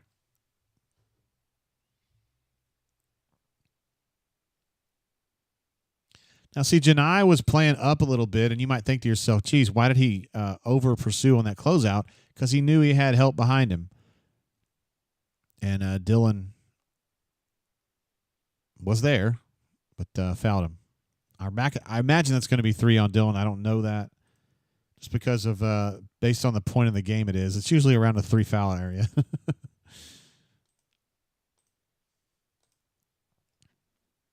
Let me check on that to make 100% sure I know what I'm talking about here. Yeah, it is the 3rd foul on Dylan. He's the only Auburn Tiger with 3 right now.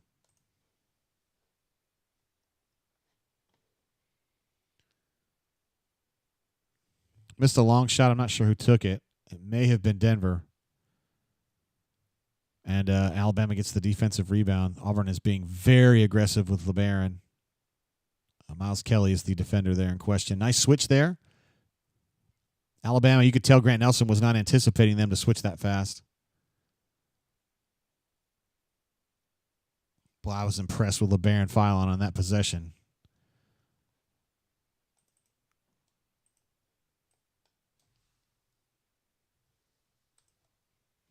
Gave them 3 points. It was not because it was a 3-point. It was a 2-point, and also Nelson hit one of his free throws that I missed earlier.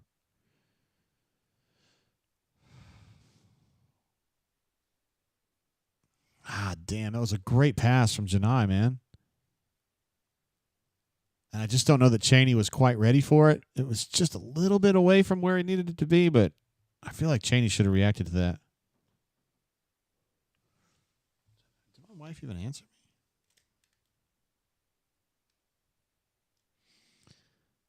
Oh, wow. See, I got a text from Cassidy P. saying that they at his house they've reached emergency levels of first half historical consumption. Oh, no. Oh, no. All right, so Frank G said, Chad, I hope that was inadvertent. I know the kid looked like he got, did he get gouged or something? Like he grabbed his face or his eye or something. This is a great play. A great dish from LeBaron. And a great finish. They didn't show what they're reviewing here. Chip says ejection coming. I'm going to laugh at that just because it's so true. They love to give him so much L.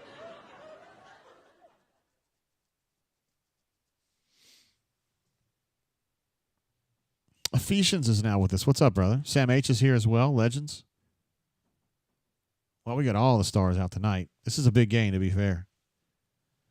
DJ just says Chad is going to Guantanamo. Immediately to Guantanamo.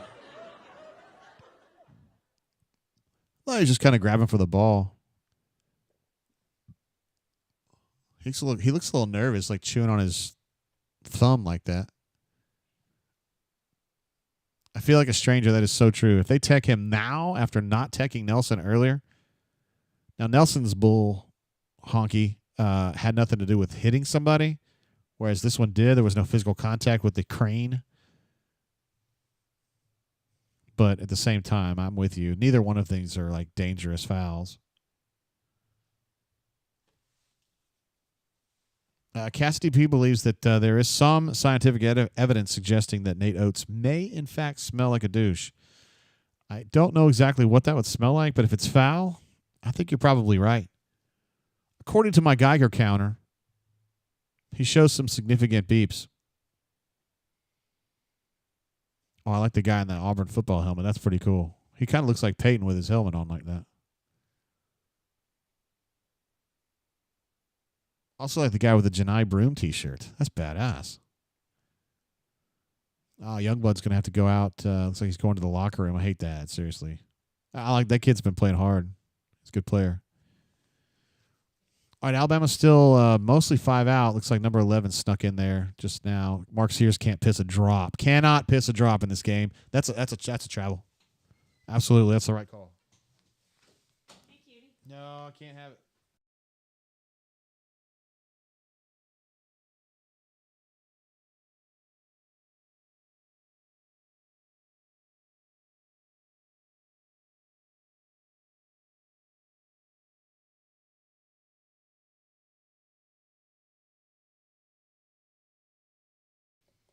That's a splash right there, Big Daddy. Splash. I feel like a stranger thought that was actually Peyton Thorne. I would be surprised if he was wearing like overalls and a football helmet, but man, that'd be cool if it was. Yes, Miss Courtney is in the house now. Long three-pointer. Look at Simo get that rebound. Oh, are they trying to say that was a foul on Simo to get that? He says he's on your back. He said, I have my hands up, bro. Miles Kelly, I like that. Just kind of coming off that center screen. This is what Terrence was thinking was going to happen to open the half. Still pretty early in the half, though. So Terrence gets at least half credit on that. 48-50, Auburn Tigers lead. Where probably the next stoppage in play will probably be the timeout.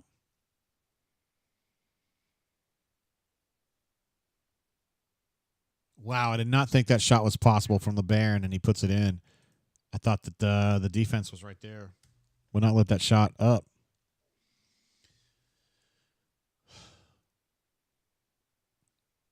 All right, next stoppage will indeed be a timeout. So we're right there against that first segment marker, and there it is. They're going to call a foul on LeBaron away from the ball. Probably trying to fight through a screen. And there it is. I got to ask AA something real quick.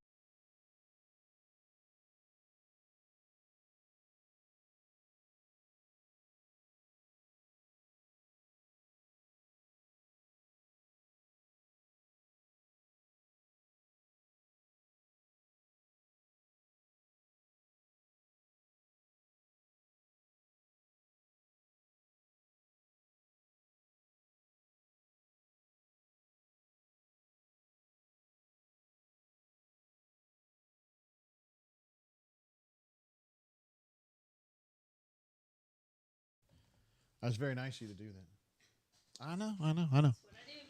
Appreciate that, guys. Just give me a second to confer with the administrative assistant. Do you want to be on the show? No. I gotta go downstairs. I think that they would like to have you on the show for a minute.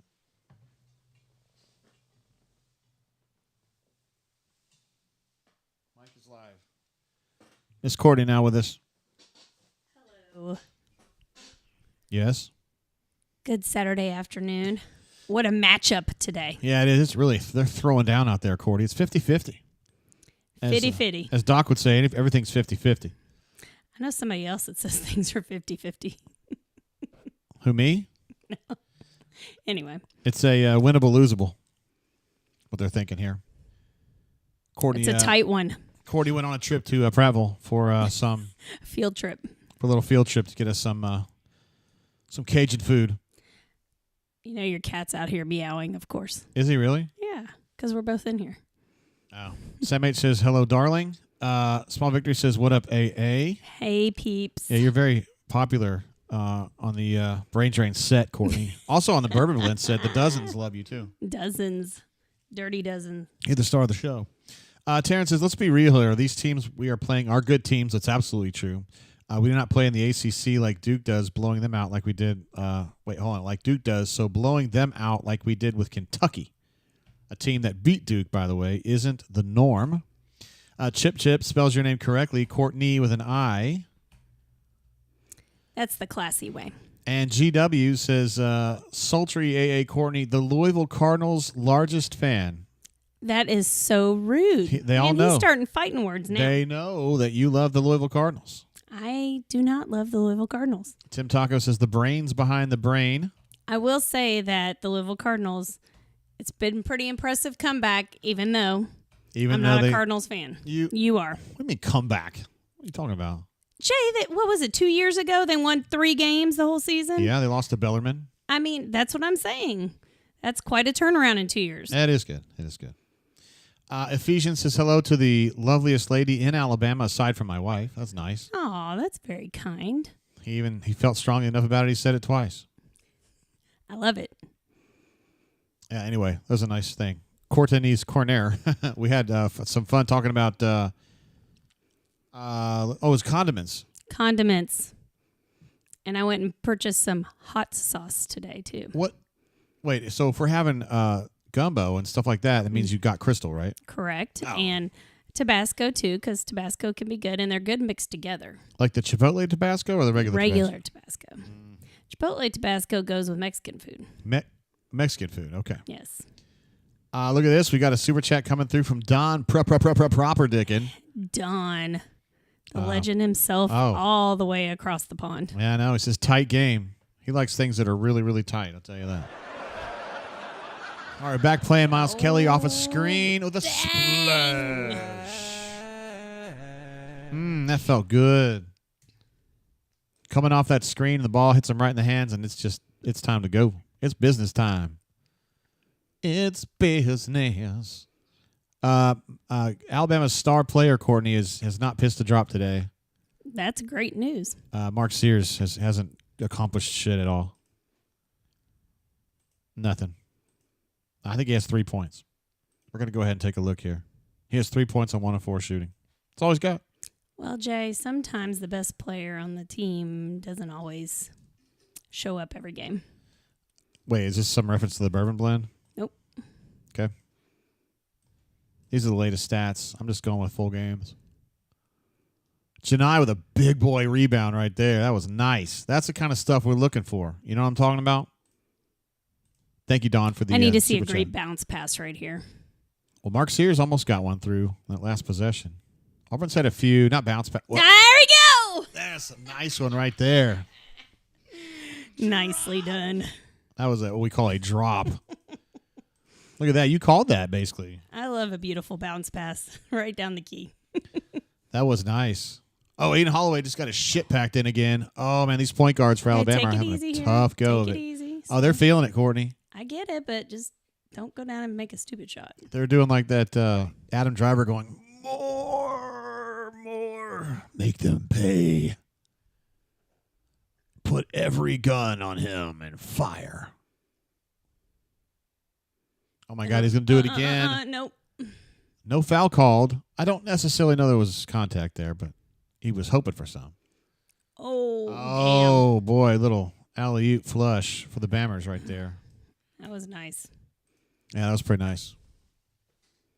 Mark Sears the assist. He can't score, but he can pass the ball. Sometimes that's all that matters. J-Dub said, great call, AA. Look at that. And Solo Tigre said, great look. She called it. LOL.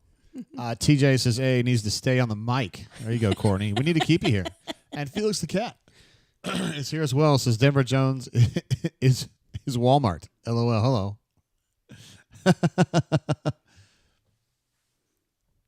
All right. Courtney does have some good insight. Courtney's, even though she's a Louisville fan, she's been watching basketball her whole life. So you had to kind of learn football, but you knew basketball. I did have to learn football. I still, even to this day, think it's funny that you get 4 tries to go 10 yards.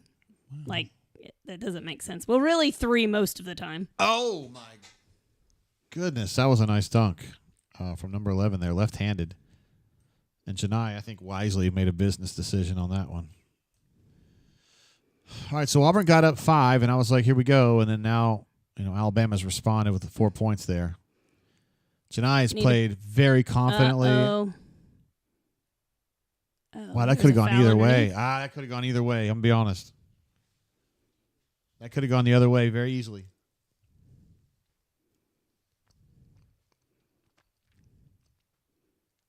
I don't know that. Let's see. Who was saying Janai was getting abused? Let's give him a few more chances. He's been absolutely doing some work on the attacking end. 18 points on 9 of 17 shooting with 6 rebounds. They're having some trouble. Let's see. Yabo says Simo hit a three that doesn't count. He's on fire! You're right, Yabo. That's not gonna happen. I know that's the same action that he scored those 3-pointers on earlier. But look at that, was a nice move. Oh. Dude, Janai, like when he fell down, it was like in slow motion right there. Kind of odd. Man, Tahad is all over Mark Sears right now. Oh, they switched that really well. Slightly slow response from Chad on that as the help side defender. All right, Tigers. Tahad is all by himself. Got a little isolated there on that drive. Okay. And if they score here, they need a timeout. Chaney was waiting. Chaney was going to swat it. Oh, Janai just swatted. What a tap from Chad. Uh-oh. Oh, no. Oh. That's going home. That is going home. Boom shakalaka! That is going to the house right there. Sloppy, but it ended up a nice finish. Yeah, it was a little sloppy. What? That don't count. That was a foul on the floor. It was getting a little frenetic there. Surely we're missing a game break, right? And we had the 16, didn't we? Yes. So yeah, we're still just a little bit short of the next break. Yeah, same match says there we go, Broom. Yeah, that was nice. And Yabo Did he says get I a do. hair lip to the eyeball? Yeah, he did. Chad kind of pawed him across the face accidentally. Kind of scrambling for a ball. I think he got. Looks a little swolled. Yeah, he got gouged pretty good, I think. You know, when that happens, it's just your eye starts watering so bad. Nice drive by number 10 there. Both these teams have been pretty good with the little floaters in the lane. This is a damn fist fight, you guys. It's a fist fight. What are we calling there? We're going to call 15 for a foul. Won't let Miles Kelly on the cutter. That's when BP calls cutters. Dude, Mark Sears has had a game that he's going to try to forget for the rest of his life. He's getting killed right now. It's like he doesn't even belong on the court. Like no cap. He just looks like he doesn't belong at this level. Everything he does, he's getting killed right now. 58-57 tied. We'll go ahead and pull up some of Ice these cream stats. man! Well, you ain't got to scream it, though. Ice cream man! Everybody's got to scream ice cream man. Can you hear him? Yes.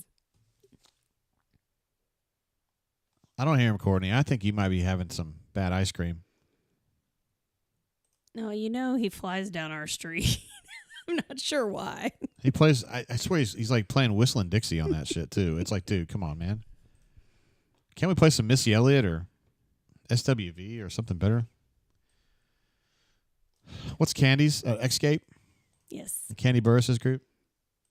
I don't know any of their songs, though, but I love Candy Burris, so I'll take it. She's a better songwriter for me, she's a better songwriter than a performer, but whatever. Here we are, the latest numbers. Famous last words, JGT.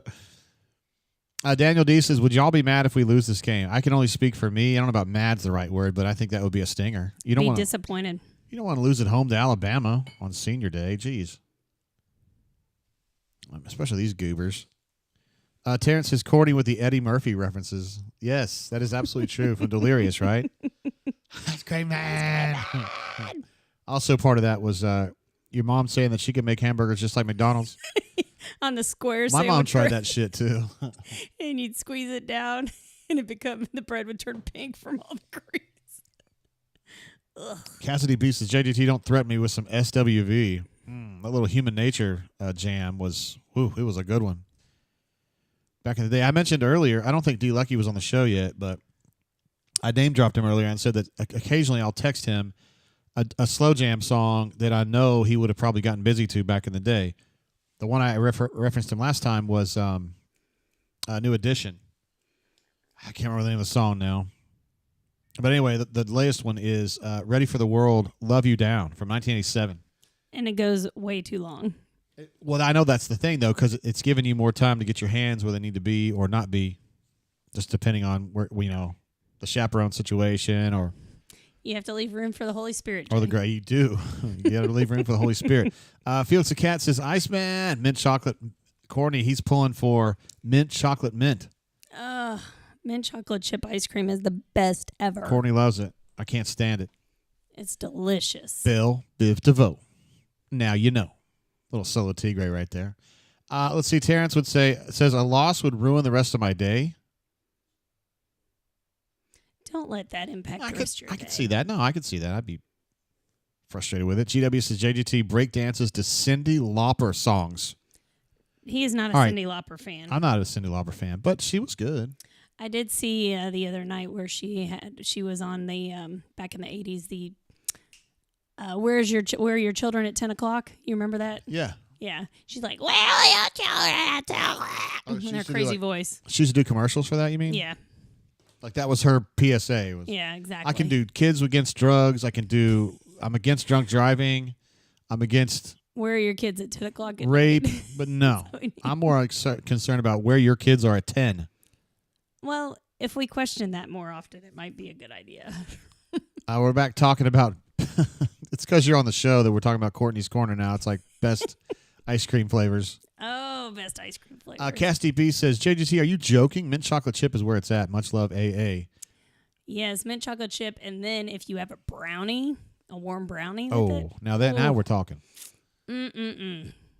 I'm probably a peanut butter chocolate guy. Oh, you got to put that in the bucket. Dylan wasn't sure if that was an alley-oop or a shot, and so he had to let it go. Oh, Aiden with a 3. They're going to boo him. All right, so that's the second Chad Baker Mazzara-ing of the game. He went down earlier with what appeared to be a back injury, but he was fine. Oh, now there's the ice cream man, Jay. Oh, now I hear him, yeah. He's literally playing the Whistling Dixie song. There he goes, coming in front of the house. Ice cream man. What you want, little man? Chili cheese Fritos. He doesn't slow down for anybody. My money. I don't like this score because it was 55-50. Oh, Don says his ice cream man has a Whistling Dixie trap remix. That's exactly what it is. Yeah. Yeah. We have that too. What, is this like some kind of a corporate thing? What? I am against big ice cream. 61-57. I got to get this rectified because they hit that 3 from Aiden, which I'm reluctant to add. Now they're reviewing to see if Chad Baker Mazzara was fouled. What? In some kind of way. Youngblood is back on the court, and I'm suspicious already because Youngblood got gouged earlier by Chad, and now if the possible perpetrator is in fact Youngblood, you'd think that might be retribution. I'm just confused by all the reviews. Russell says, my ice cream man plays Barry White, and it makes me uncomfortable. I understand what you're saying. That would make me uncomfortable, too. Sam H. says, this is ruining my day. All right, 61-57. What Got an Alabama ticky-tacky? foul across the away from the ball. Is it on Aiden? I guess so. Wow, Aiden. You're a bad person, I guess. Yes, that's 2 fouls on Aiden. I felt like it's 3. Oh, boy. Unfortunately, I saw something on the ticker I didn't like there. It says turnover by Miles Kelly. There it is.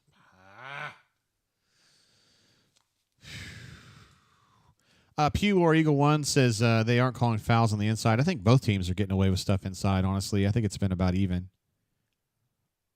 8 turnovers for the Auburn Tigers is 1 more than average, and so I'm getting a little bothered by that. Still got 11-plus minutes to go. Raven says, what are we doing? I don't even know what they're doing out there. Alabama on an 11-2 run.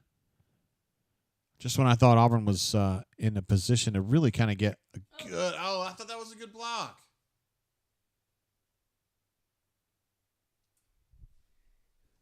I agree, Jay. I thought it was a good block.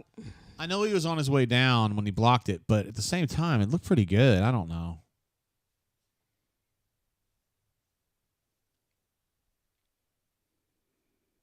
I feel like a stranger that says Cheney, ... Yeah, but does not like where this is going, Courtney.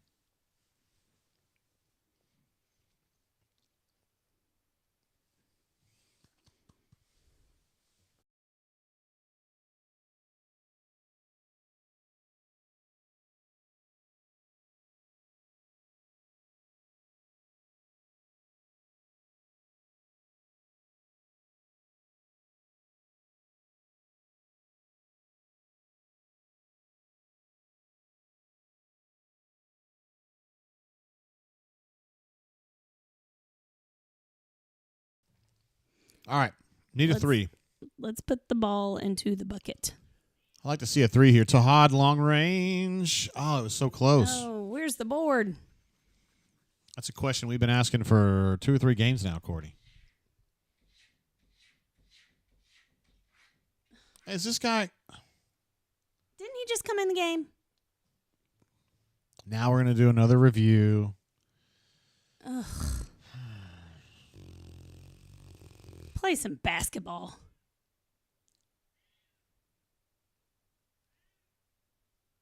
I'm sorry. I was looking at the ball and I wasn't looking at Chad right there. Oh. All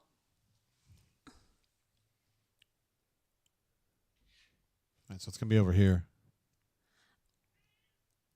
Oh, Oh, God. come What on. a baby. You're a fucking baby. That is ridiculous. Come on, dude. This is a... This better not be a foul.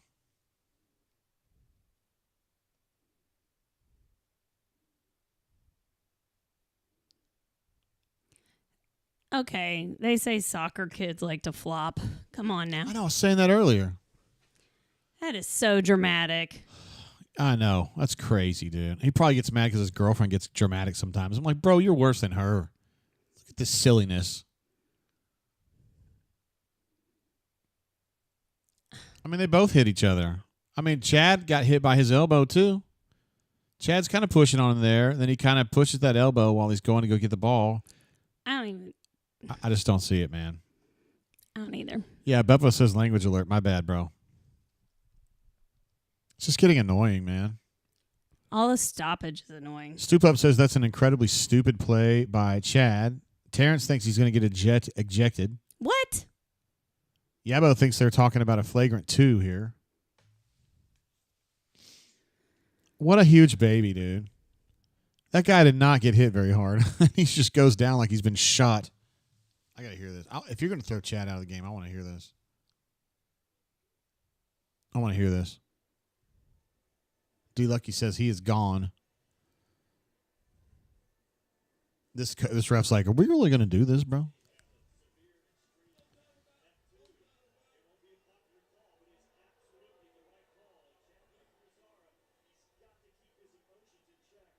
Keep his emotions in check.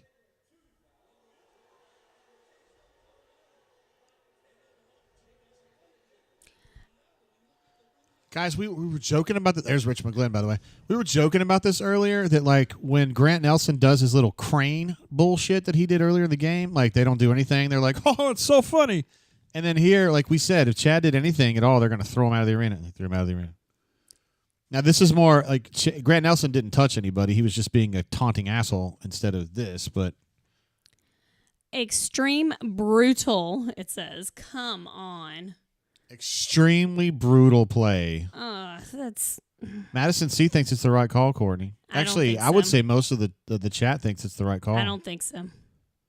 And I'm not even the hugest Auburn fan out there. Like, I just think y'all need to play ball, and if you get punched in the face, then that's brutal and aggressive. Well, Alabama missed their 2 free throws. No. I think he's wearing the chef's hat, too. Hayden says Chad has a mental disorder. Let's not throw that around. Yeah, that's a little more serious. But, I mean, I know the casual Auburn fans are looking at this going, dude, what are you doing again? Oh, my gosh. Is that... That's similar to what got him thrown out of the Yale game. I mean, it's similar. It's just kind of like horseplay is what I would call it. I don't think that was like violent conduct at all. This is the point, though. Cassidy P says Chaney really needs to step up here now. Thank you for that, Cassidy P. Appreciate you. And yes, we've all been pretty tough on Chaney the last 2.5 games. Hey, come out here and redeem it. Oh, now he's checking out of the game. What are they going to do? Play turtle?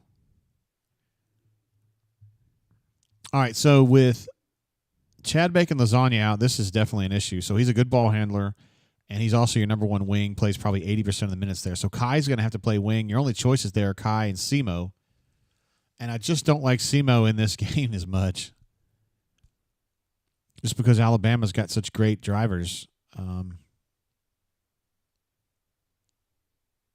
So it looks like what they're going to do is, at least for now, they're going to have Denver at 2 and then Miles Kelly at 3, which is doable, at least for a short period.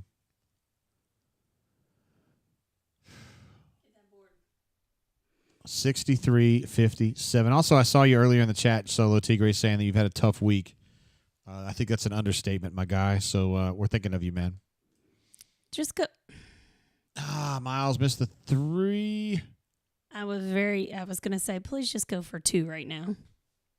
Yeah, Terrence, thank you for reminding me that Miles can play the wing. He plays the wing a good amount. I mean, at least some. Nope. That's really nice passing from nice. Alabama. It is. It's good basketball, man. Those guys can roll, man. 65-57. I think this is Alabama's largest lead of the game with 10 minutes to go. They're on a 15-2 run. And Auburn has lost its best offensive spark, honestly. I mean, CBM has been the best individual scorer they've had today. Janai has been good too, though, to be fair. But I think of Janai as needing help. And I think that Chad can kind of get in there and do his thing. CDF says up 5 to down 5. Quick. Yeah, CDF, my man. Appreciate you, bro. And Colby says, we in the danger zone. Not yet. GW says CBM is constantly being immature with an M. Immature. I like that. All right, so Janai goes to the line. He misses his first free throw badly. Let's see. CDF says 2 of 15. Let's see what he's referencing here. It might be Auburn shooting in this half. I'm not sure what that's a complete reference to, but anyway, yeah, whatever it is, probably Auburn's shooting, and it's terrible. Appreciate you, CDF, coming to us live from the West Coast. You might mean the 2 points for Auburn and 15 for. Oh, they're on a 15-2 run is what he's talking about. Yeah, okay, perfect. I had a feeling it had to do with something scoring wise. Oh, Dylan with a steal. Oh, Janai's going to get a little flushky. Nice. Boom shakalaka. And Auburn goes to 60 on the strength of that dunk plus one free throw from Janai on the previous possession. Aiden Holloway is way short on a 3, and now he's out of position on the break. Oh! Boom Splickety shakalaka. sploosh. Sweet hold up and then dish. Uh-oh. No, that's cool. Alabama called a timeout, so Auburn goes crazy with the lights. A sweet little hold up and dish by number 0, Tahad Pettiford, number 1 in your heart. Dishes it, actually alley-oops it to Dylan for the flush. I bet it's pretty loud in there right now. Yeah, because they could boo lustily when Aiden missed that 3. And then Janai gets the dunk, and then you get the alley-oop from Dylan.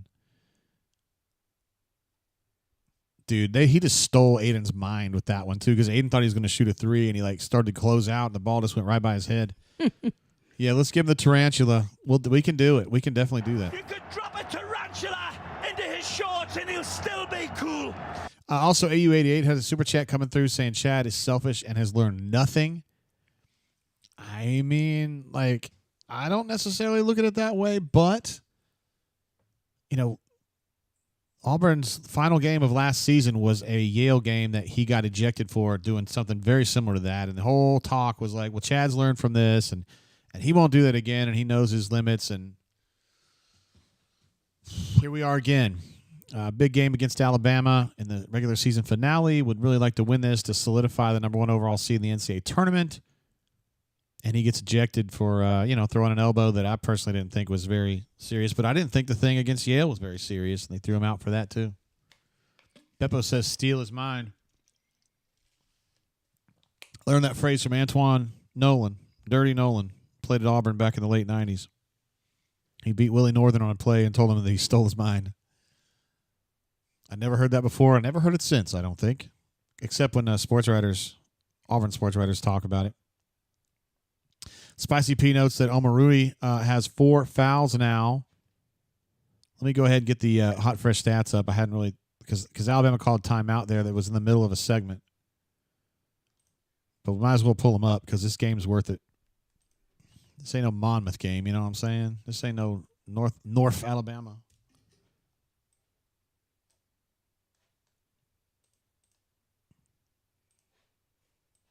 Here are the latest stats for the Auburn Tigers and, unfortunately, Alabama, but, they give me both, so I don't want to edit out Alabama. Auburn's shooting the basketball pretty well, 46.2% from the floor, no problem. 51 for Alabama is a little bit of a problem. They are 5 of 15 from three. The Auburn Tigers are 7 of 18. So advantage Auburn there. And the rebounding advantage at one point was really big in Alabama's favor about halfway through the first half. It's been pretty close since then. Alabama still has a lead rebounding, but they only have 5 offensive rebounds, which is equal to Auburn. So you're not seeing what happened with Texas A&M. Alabama with 14 assists and 10 turnovers. The Auburn Tigers have 17 assists on 24 buckets. That is a great ratio. Also, Tripp says his dad passed away on Wednesday. Auburn alum, 67, and fan for 82 years. War Damn Eagle. Man, I hate to hear that, Tripp. Sounds like a good dude, and he certainly was educated well. We know that. I'm sorry for your loss, my man. Free throw count. 12 of 20 for the Alabama Crimson Tide. 7 of 9 for the Auburn Tigers. The foul count is 15 on Alabama, 18 on Auburn. So just a little bit tilted toward the Alabama side as far as fouls go. But, I also feel like, I don't know, I feel like a lot of these fouls against Auburn are fair. I don't know. The jungle is a rockin'. It is askew with arms flailing everywhere. Much electricity.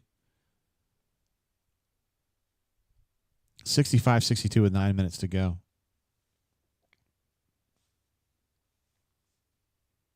Alabama's all over the place here. They were willing to let that guy shoot that three. They're going to call a foul on Dillon, I think. I don't know that. No, they're not going to call. They're going to call on Alabama. Dillon had that look like, oh, I did it again, didn't I? But it wasn't on him this time. All right, so that counts as a stop. Nate Oates is, I'm sure, freaking out. He's blaming somebody.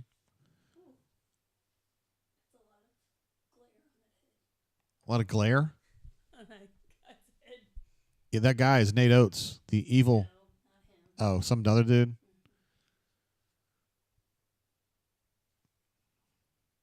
Damn, Miles tried to do a back cut there, and Alabama was all over that. There's that little roll off the screen and a three-pointer from Miles, and, yeah, not very close on that one, Courtney. Did you have anything to say on that one, Courtney? Looked like I was taking the shot. Oh, easy now. We got pictures in the yearbook of you playing point guard for the Cayo intramural team. That is true. Don't you let him. No, sir. You will not do that. You will not do that. Boom shakalaka. You will not do that. That is not going to happen. They were trying to alley-oop in traffic, and Auburn was like, you will not score like that. Oh. LeBaron goes in there and begs for a foul, even though he didn't do anything. That was a big response from LeBaron, to be fair. 67-64 Alabama. It's been a very entertaining game. This has been amazing. I've been enjoying watching this. Auburn does look a little slow on this offensive set. Like that's a hold by Grant. No, yeah, that's don't put your hands on your head, bro. You didn't like that? No, he cries all. This is the dickhead that did the whooping crane thing earlier. No foul, nothing. He put his hip into me. I'm 6'9" and I got hipped. What is up with these young men and their porn stashes these days? See, Daniel says, JGC, don't get me wrong. I'm so thankful for the drain, but how come you don't go to games over the hassle at this point in life? It's funny you'd say that. I promised everybody that I was going to do brain drains for the whole season because I felt like this was going to be a special season. They were playing great early on, and there was just kind of a clamoring in the brain drain community for me to do shows, right? So if I tell everybody I'm going to do the whole season, then I'm going to do the whole season. I do miss going to games because that's a chance for me to talk to everybody, and that's something that as a reporter, as a lifetime, well, I guess as my entire adult life reporter, I like doing that. But I can't do a show if I'm at the game. I can't do it. Now I go to practice as often as I can, which is most of the time, and talk to folks there, but I don't know. I miss it, but I can't do both. Maybe next year I'll just start going to games. I don't know. I like going, though. And I used to do these game wraps that were somewhat popular, but like DM8 just does this. He just writes his little thing, and everybody seems to love that. I don't know. It doesn't do much for me, but.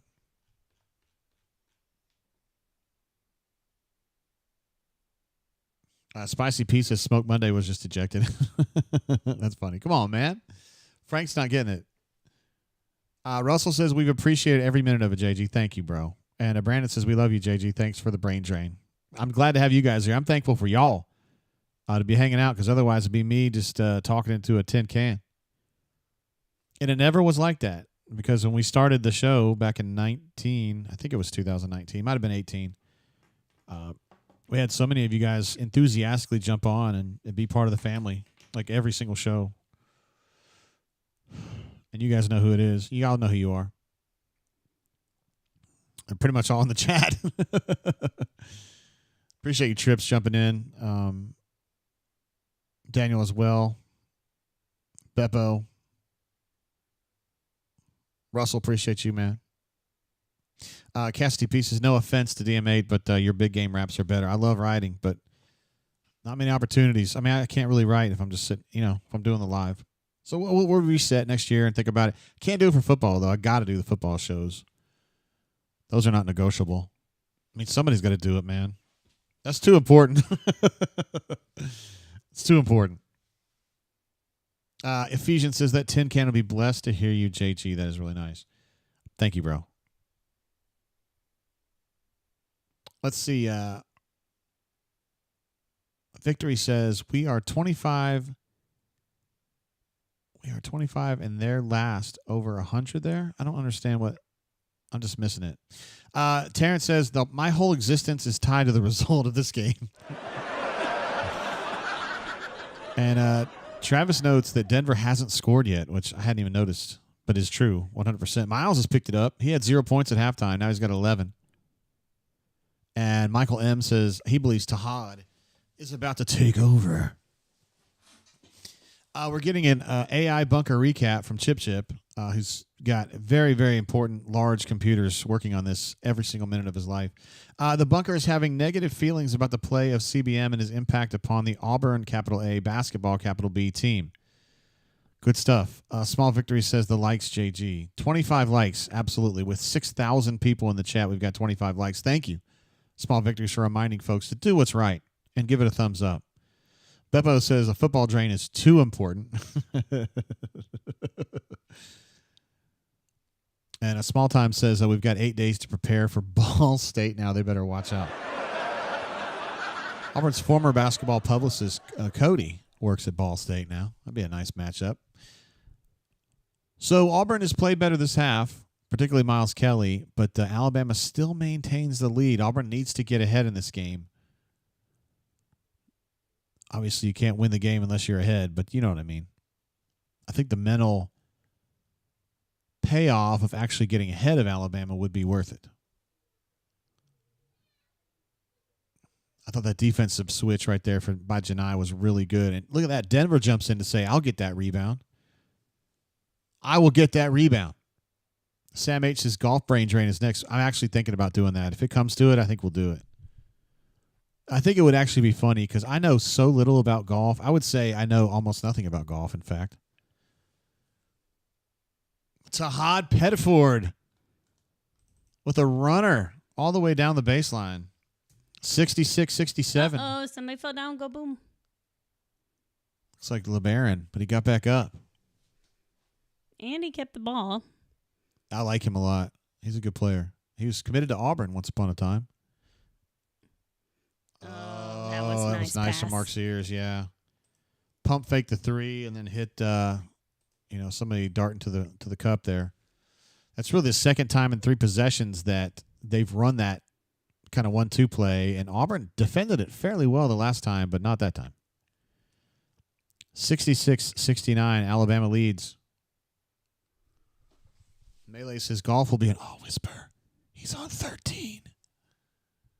That could be fun. I need to. Janai went for one of his patented threes. Oh boy, Denver splash. Fucking wow. Splash. That was a deep one. Yeah, that was nice. So We were just saying that Denver hadn't scored, and then Denver hits a splash city right there. I think it was Terrence that said that.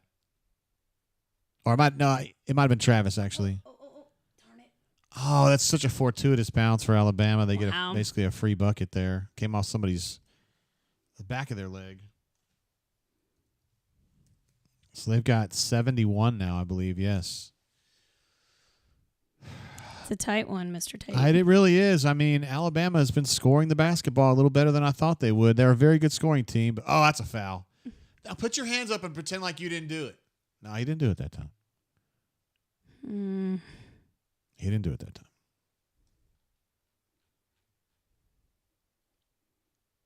I feel like a stranger jumping in with another super chat. It says, I'm greedy. I want hoops drains, big game raps, recorded hoops videos with guests, and articles with analytics. Perfect. I mean, I appreciate all that. It's tough with Henry gone to be doing the analytics. But yeah, I wish there was a way I could do the show and do big game raps. I mean, I like writing about it. It's just like by the time that we sign off with the show, like, you know what I mean? Like it's almost past time. Some people have suggested, I think it's feel like a stranger. I've talked with him about it. You know, do one in the morning or whatever, but I feel like then it's so old. It can be like back in the day when there were newspapers and you couldn't read anything until the morning. It's like a paper iPad kind of, Courtney. That you throw away every time. 70-71. If nothing, it's been an entertaining game. There's no doubt about it. We also had a super chat coming through from Cassidy P, who's been amazing in the chat today. Your commitment to the... Nice. Here we go. Hold on. I'll get to that in just a sec. That's a foul on Alabama. Absolutely. Your commitment to the permanent full season drains was apropos and much appreciated. I feel like we drainers, blenders, Swoogans, and dozens are better off as a result. Thank you, sir. I appreciate that, my man. And Bubba says great bourbon as well. At least some solid bourbon. Drinking that barrel dovetail right now. I think it's good. It's kind of light. Surely the proof's not too high. Oh, Jesus, Lord. It's 124. Is it really? Look at how light it is. It doesn't look like it would be. Usually the heavy ones are the... Hydrate. Well, I better ease up on that. Yeah. All right, so Auburn is now even with Denver Jones at the line with 1 to go. Let's take the lead. Cooper flag, more like loser flag. Got him. He's never coming back from that. More like loser. Ah, looky there. There it is. Auburn Tigers take the lead. I said earlier. Now they have had the lead much earlier in the half. I think it's helpful mentally to know that you've got a lead here in the final 5 minutes. But they've got to lock down on defense. They are pressuring the hell out of Alabama right now. Alabama's having to work really hard to get a look here. Look at the way they're icing that screen, forcing that. They're doing exactly what they want to do here. Aiden's in deep shit now. Air ball.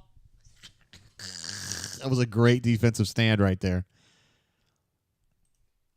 Oh, I bet that chant's really loud in there. That is the exact kind of defensive stand that can turn a game right there. The way they were icing that screen and I keep forgetting his name. It's a bit early here. Mark Sears couldn't get anywhere. He's having to pass the ball out. Aiden dropped the ball. Aiden took a shot, panicky, missed everything but the bottom of the net. Hit that, Denver. Yes, sir. Little kiss. He's heating up, yo. He's heating up. 74-71 Auburn. I bet you Nate is thinking about a timeout. He's trying to hold and get to this 4 o'clock timeout. He's not going to hit that. He is going to hit that. Equalizes. Auburn was completely content to let him shoot that. Was that LeBaron? Oh, I didn't think it was LeBaron. My bad. They are not completely content to let him shoot that. They looked like it. I know. They didn't get to where they needed to be on that one. LeBaron's a decent three-point shooter. Tahad's going to the hole. Flush City. Boom shakalaka. Dude, Tahad has been balling. He is That's a great game. balling. Yeah, Felix, I saw the Pearl Free shirt. That was pretty sweet. I like that one a lot. That's cool. I would wear that. Oh, boy, he's hit some big ones. Grant Nelson with a 3 right there. He's hit some big shots today, mostly in the first half, but that was a big one right there. Did not get a technical for his silliness on his crane move earlier, which absolutely should have been a technical. Wow, good game. This has been a fun game, if nothing else.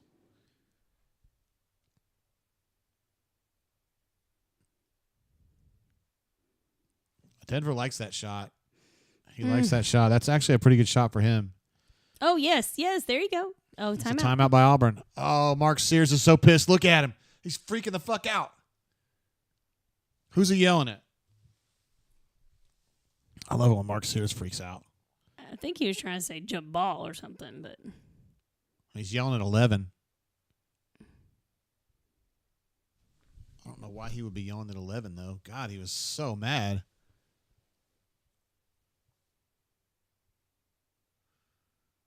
No, I think he's actually mad at 15. It just happens to be that 11's right in front of him. I think he's mad at 15 because 15 shouldn't be dribbling. 15 thought he was going to be Michael Jordan leading the break there, and he got his shit stolen. And so that's an automatic TO, and it's just like, dude, we can't defend this. Yeah, Ravin says, great by Broom to call TO. Absolutely. Great hustle, and then to not slide on his back so he calls some BS call, and he just called timeout immediately. Great play by him. Really, really heads-up play. Let's get some hot, fresh stats to take a look at this. This game is amazing. This is an A-plus game, guys. This is the kind of game that you really, really just – you got to enjoy watching because this is top tier. It's two really good teams, and they're playing their balls off, and it's just good basketball. I enjoy it. This is what we've been waiting on. 77-76, the Crimson Tiders lead right now, but I love the way Auburn's been playing here lately. There's a lot of buy-in, a lot of effort. Janai's up to 24 points now. Miles Kelly, after a 0-point scoreless half, now has 13 on 5 of 10 shooting. It's like he just completely woke up. Tahad, 16 points, but crucially, 5 assists and 1 turnover in 27 minutes. So he is absolutely bringing it tonight, playing some great basketball. And for a reminder for anyone who's coming in late, Chad Baker-Mazar was ejected for an elbow onto the back of the head, if you want to call it that, on Chris Youngblood, number 8 for Alabama.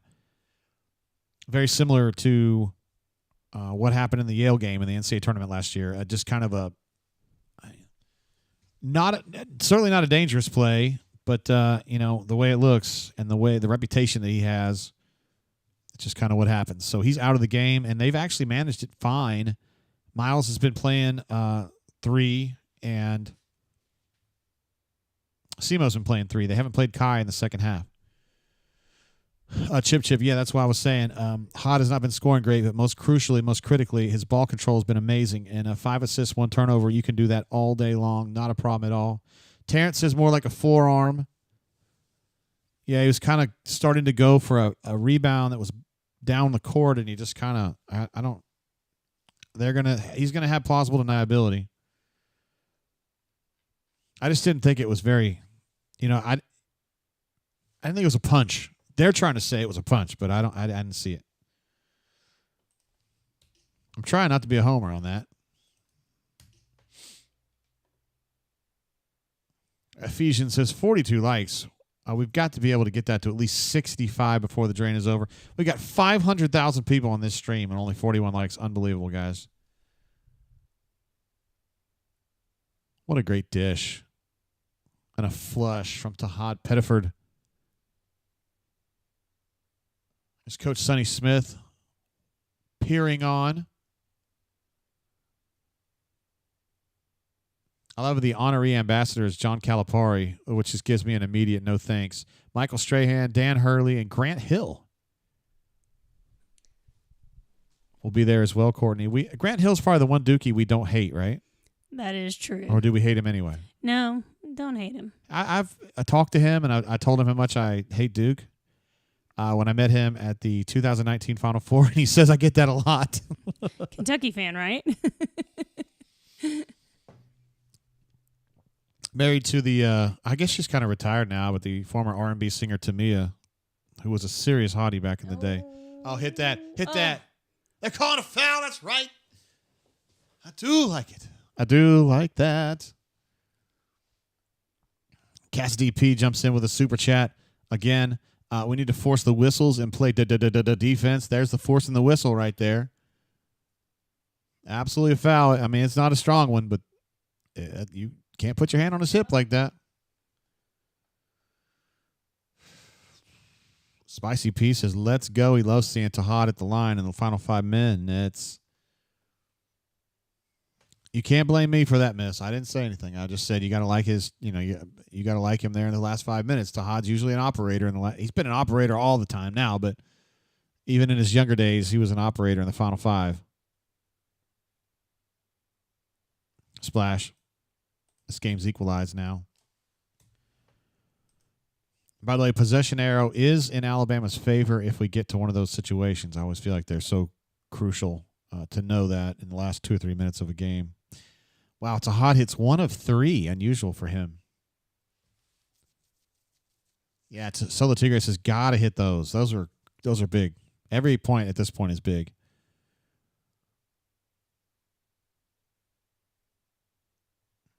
The amount of physical expenditure to play this kind of defense is just immense. Auburn is playing it all the way right now. Janai refused to go off his feet there, and that was the right move. It was a good bucket. It was a good bucket. But good defense too. I know Janai didn't. He was the second man off the floor. He technically didn't go off the floor, but he was reserved with his technique, and I thought it was the right way to do it. Oh, Janai with a little push shot. He was trying to bank it in. Hit this. Oh, man, it was right up Denver's alley, I thought. That was exactly the kind of shot Denver hits. Just kind of an in rhythm 3 like that. Yeah, to me, that's just a good play by Nelson. He's been good tonight, man. 21 points on 7 of 13 shooting. All right, guys, it's stop time right here. Boy, they are really playing Mark Sears hard. He is. And they're not letting that little scoop play, they're not letting that work anymore. Auburn's doing a nice job defensively here. 4. Oh, he's complete. That's not a foul. That is not. Okay. He was out of control. That's the right call. It's the right call. He was out of control. Broom actually backed away from him. That's why he fell down. I think he was anticipating contact there, and that's why he didn't get it, and he kind of lost his balance. That's the right call. All right, guys. This is really fun. I enjoy games like this. Guys, it's fun to get your heart rate up a little bit. March Madness. Mm-hmm. All right, so they got to stop right there. They're down 2. The Auburn Tigers have not been shy about shooting threes. Ooh, Janai nice. with a sweet little spin in rhythm. And he's now, where's he at? 27 points now, something like that? 79. T-Park jumps in with a super chat. Says, late to the drain. Cheers to JGT and AA for full season commitment. I appreciate you. Golly. He was calling for timeout for at least 5 seconds before they gave it to him. I don't know. You can't hear that guy. He's annoying and sounds like a freaking mockingbird when he's. T-Park appreciates you, bro, for the super chat. Better Nate than Lever. You know what I mean? Love the bounce pass. I know you love bounce passes, Courtney. And just a great. I mean, it's a tough move, but Broom was just in rhythm. You know, it's a timing thing. Let's see. Melee says not to distract from gameplay, but is Sonny Smith wearing yoga pants? No, he's just wearing joggers. He wears those all the time when he's not working, which is all the time now. I mean, he's retired, you know. Now, when he come to games, he wouldn't wear those usually. But I think I have seen him in them. Maybe he called a game or two in them. Coach Smith, of course, must be protected at all costs. To me, he's like Dolly Parton level of American treasure. Just truly one of the great, great guys of all time. Great storyteller, cares about people, terrific basketball coach, and a man of faith as well. T-Park, I appreciate you, bro. Thank you so much for jumping in with that super chat. 79.79. We got us a game. Some would call this potentially an instant classic. If you're a neutral, hopefully Auburn can get a stop here and turn this into an Auburn classic. Dylan is absolutely not giving up an inch of ground on that one. And now the Auburn Tigers have the ball with a tie game, 3-second differential. And BP says we're just going to play this. Wow, this is exciting, guys. This is exciting. A bucket here would do a lot of damage to Alabama's hopes. Nutsack time. Okay, I respect it, man. I'm going to give it to Janai against Grant, the two best player for each team right here. Janai with a fadeaway. Oh, no. What is that? I don't like the I just didn't like it. So now we get I still got first half here. What am I doing? What are you doing? Just go ahead and put OT. Yeah. Wow. Darn it.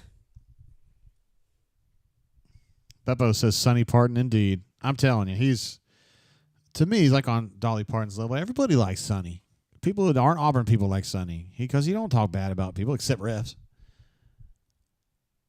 I don't like the fall away shots. He's never been big at those. It's not like it's been some big part of his repertoire. I just don't like it. And to be fair, you got to give Grant Nelson some credit for playing good defense there. Good defense. He didn't have a chance to get going forward. Sean B says we had 25 seconds to come up with a shot, and that's the one.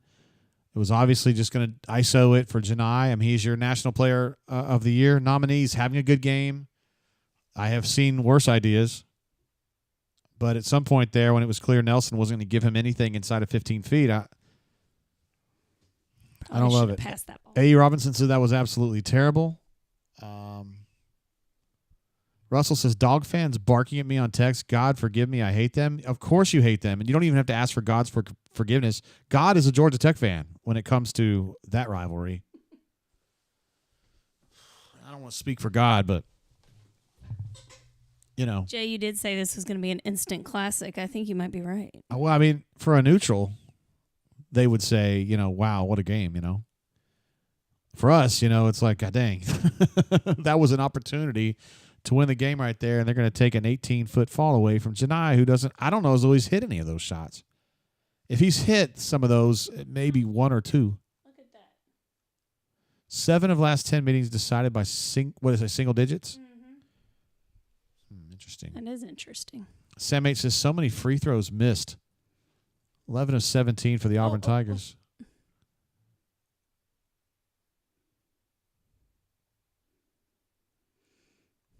Boy, if you lost an overtime game at home, yeah. Come on, guys. They're not going to be much switching, though, as far as personnel here. Auburn's going to have to go with what they got. Nice bucket. Denver starts off with a splashy splash. Well, not an official splash. Strong defense again. It was a floater from 10 feet.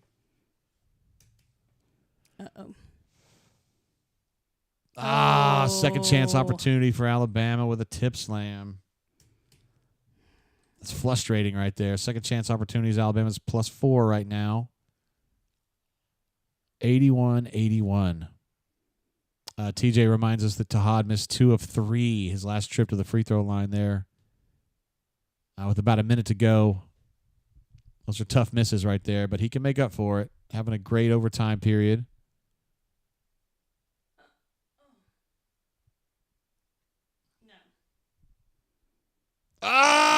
Oh, man, that was nice. He's on fire.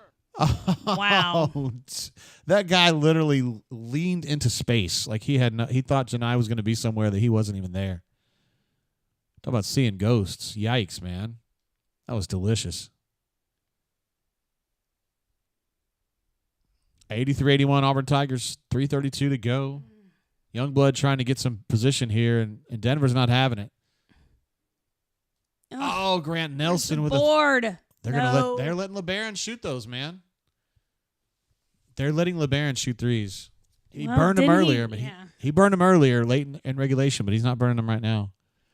Big defensive rebound for Dylan, but they did give up a second chance opportunity there. That's a foul. It's got to be a foul on LeBaron. Nope. They tend to let them get a little physical on those because they're working through that screen. I don't know. JWM is with us. A super chat coming through. No. Super chat. Ball was blocked. Second chance opportunity. Well, not really second chance. He just did that again. Well, that wasn't a second chance. That was just a deflection that happened to fall in his fucking lap. Alabama had one with about 3 minutes to go where he 6 minutes to go, hit a guy in the back of the shin, and he goes right into their hands and they score a bucket. They've gotten 2 of those today, just freebies.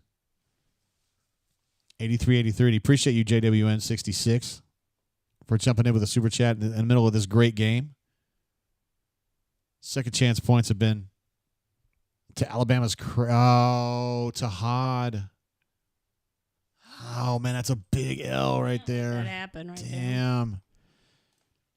Let the ball get poked away by LeBaron, and he just drove it down and put it in. You know whose name we're not calling? Aiden Holloway. Freshman on freshman right there. I know, like punching each other. Spicy Pieces, are we that tired? So really it's a 7-man rotation normally. Chad's been out for the past, 15 minutes. So it's a 6-man rotation now. So Simo's the only guy who's trading in at this point. And, I mean, Chaney, we haven't seen him in a while. Turtle hasn't been playing. Simo, we haven't seen him for a while. Jakai hadn't played since the first half. So, yeah, I mean, I'm sure they are getting tired. They played the last 5 minutes straight, and now you're into overtime. I think it's a good idea to take a timeout. I mean, Terrence is correct to say Pettiford looks tired right now, and Pettiford's very fit. These guys, this is not an overweight or loafy type team. They're fit.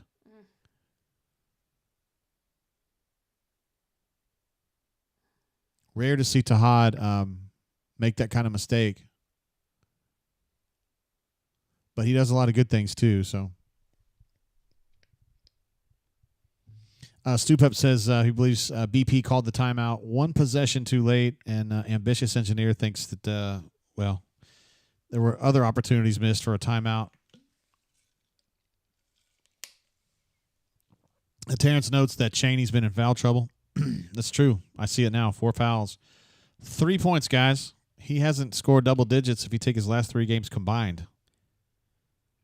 And he's going to finish this game, it looks like, with maybe 1 rebound. I mean, God bless you guys. Come on now. 15 minutes played.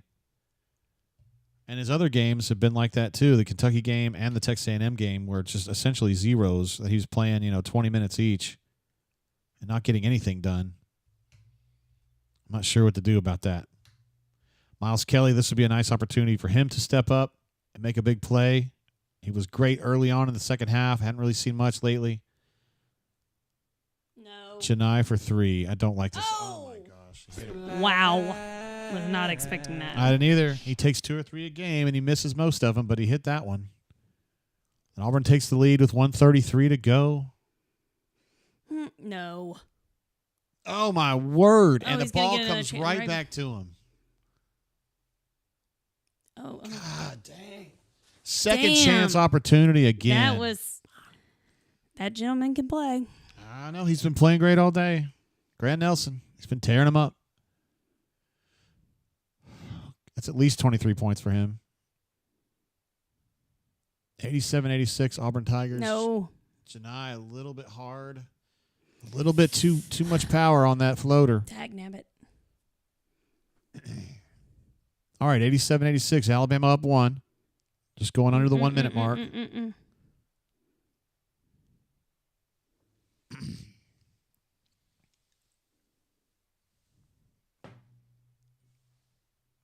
What are they going to call here? They're going to call it on Miles.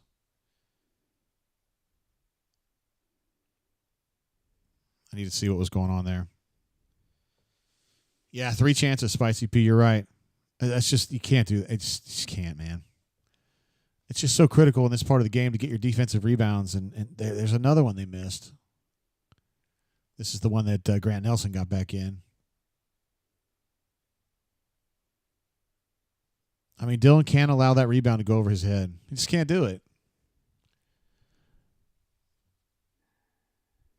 Daniel P. says, this season was fun while it lasted. Oh, come on. Jeez, guys. Come on now.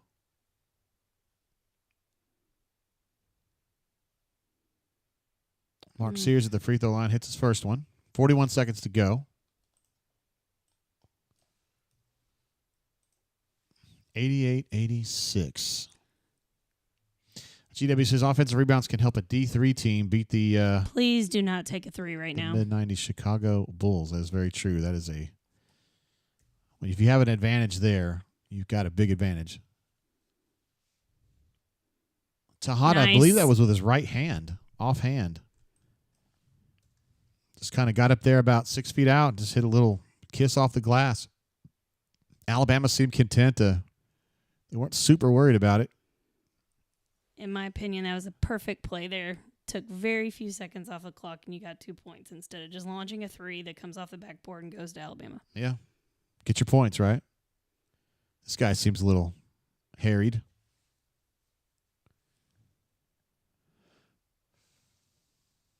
Let's see. Daniel P says Pettiford and Broom are the only two offensive threats this half. I mean, considering that Miles had 0 points at halftime and now he has 13, he's been decent. But you're right. He hadn't had a bucket in probably 10 minutes. I don't know. It's been a while. Sam H says, stop. He's talking about the guy earlier saying, well, season's over. Hey, come on, man. Got a little ways to go. Daniel P., my man. Hang in there, buddy. Beppo agrees with you, Courtney. He says, good play, got points. Tahad, his game overall, 17 points on 5 of 11 shooting, 6 assists and 1 turnover, although I think he has 2 now. I think since I put those stats up. Give him trouble. No, he's still at 6 and 1.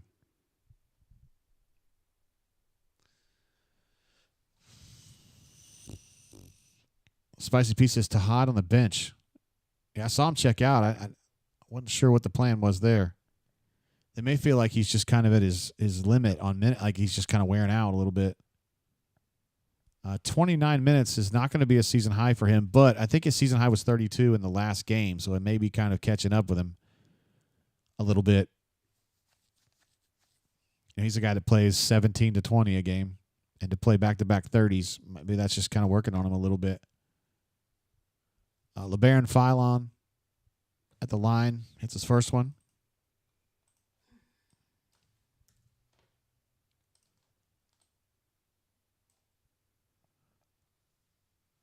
Let's see. Frank G thinks that Miles Kelly iced this game for them with the foul. Unbelievable. Colby asked about danger zone. Do we do danger zone for Auburn? No, we do in football for sure. I haven't thought about it in basketball. I haven't really been in that situation. All right, so Alabama's got a 3-point edge here. Big possession here, obviously. Game defining. Tahad is back in the game. Boy, get a little loose with the ball here. Tahad takes a 3 from a really long way out. Gets the ball back. No, not Janai. No. Holy crud. Wow. Janai hits back-to-back of threes back-to-back. His last 2 attempts have gone Splash City. Wow. Did not see that happening. Wow. Did not see Janai Broom's 3-point shooting being the factor in overtime. Or if I would have heard that, I'd have been like, that's not good.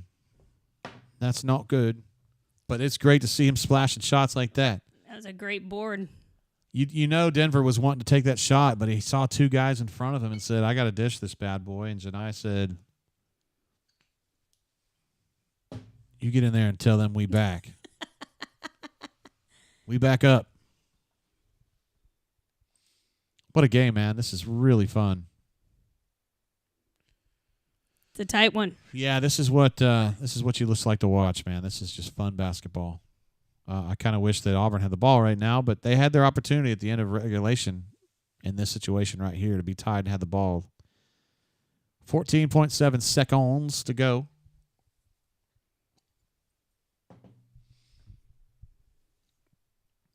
Yabo says, give Tahad credit for getting his own rebound. He sure did. Kind of a sleight of hand, like zipped in there low.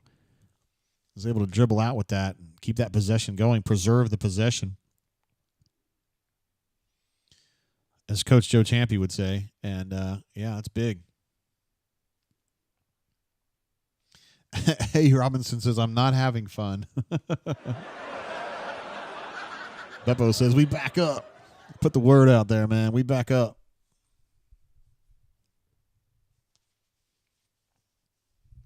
All right, Daniel P says, don't foul, just make them score the basketball. I think I like that idea. Yes. And GW says, Dickie V probably having a blast right now. Hello, this is what you're talking about. I love this game, college basketball, baby. There's nothing better. Desperado says, this is not fun, Jay. Too hard. I guess I've just covered so many basketball games in my life. They all kind of run together. So when you come across one like this that's so exciting, it stands out, I guess. Statistically anomalous. All right, they're under 5 seconds. Alabama hoping to get that easy bucket, which they, oh, boy. Oh. That's a redemption for Tennessee, I guess. Oh, wow. Yeah, they lost on a shot similar to that. Well, this was shorter, but the one on a buzzer beater. They lost on a buzzer beater against Tennessee, and they come over here and get a buzzer beater to beat Auburn in Neville Arena.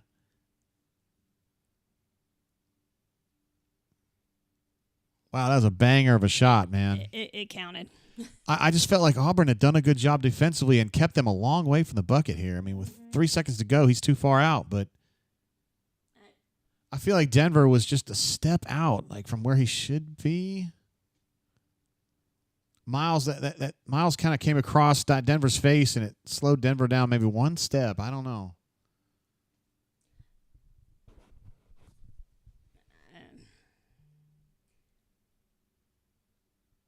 Great play from a great player, honestly. It was a great play.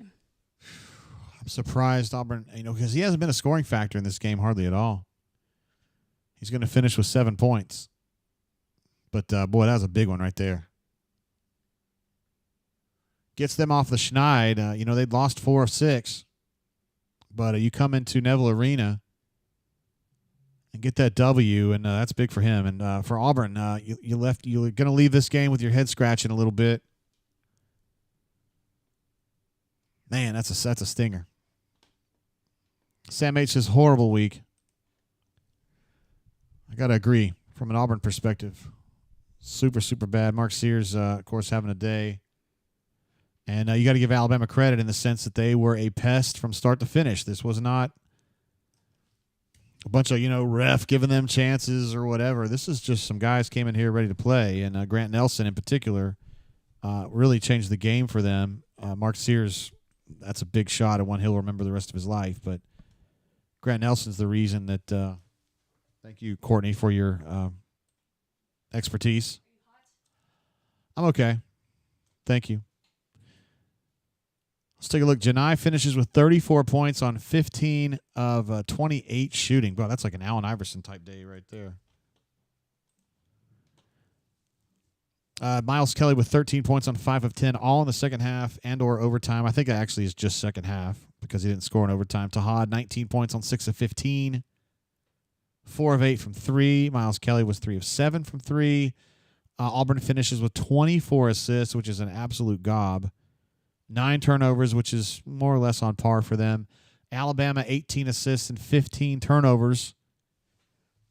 If you're Auburn, you're probably feeling good about that coming into the game. If you could get those kinds of numbers, 7 blocks for the Auburn Tigers, 6 steals for the Auburn Tigers. So those numbers are basically on par. Alabama finishes the game shooting 52% from the floor, which is a lot for an Auburn opponent. 3-point really wasn't the issue there. Free throws definitely to Alabama's favor, but I do also think that they were going inside more, particularly in the first half when they were driving downhill. And the defining play of the game was guys driving downhill.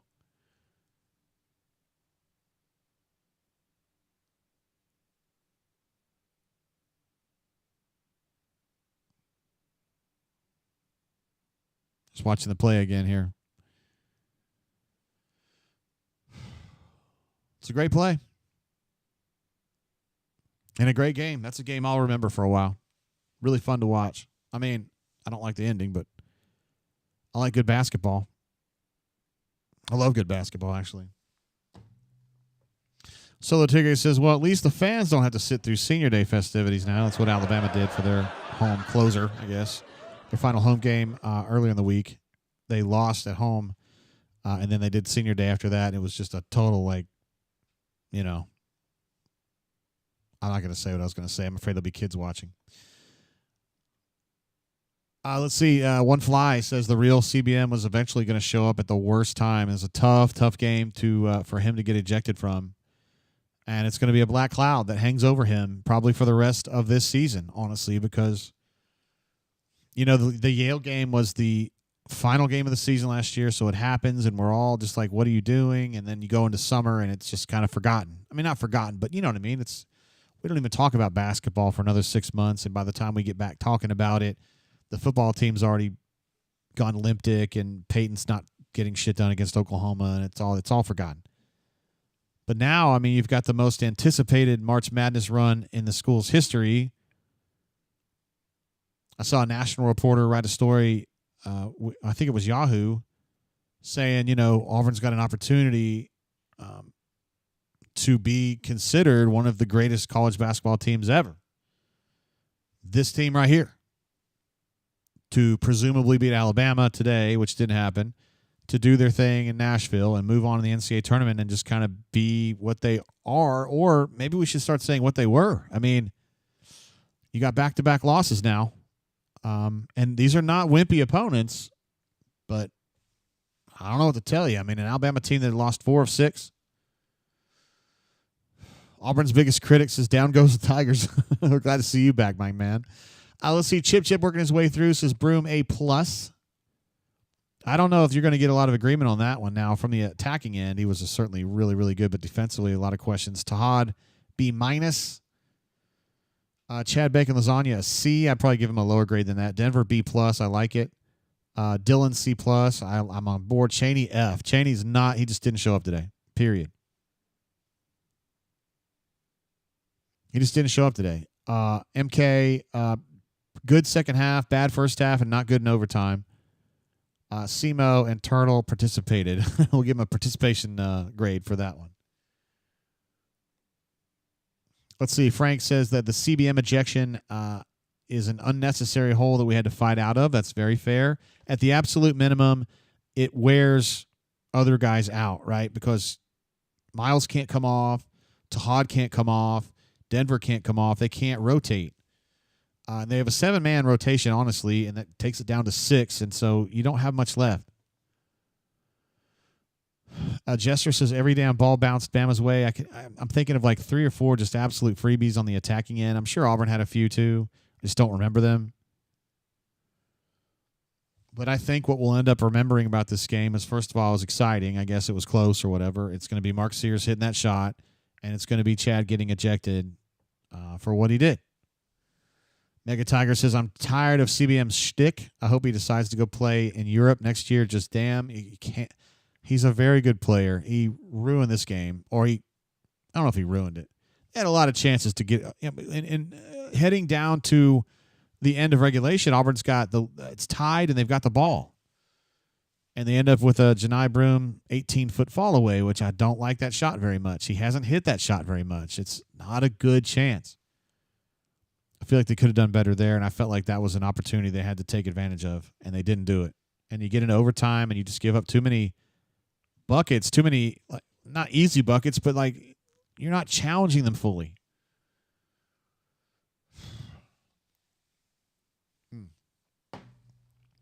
But conversely, I mean, Grant Nelson, he had some big balls today, guys.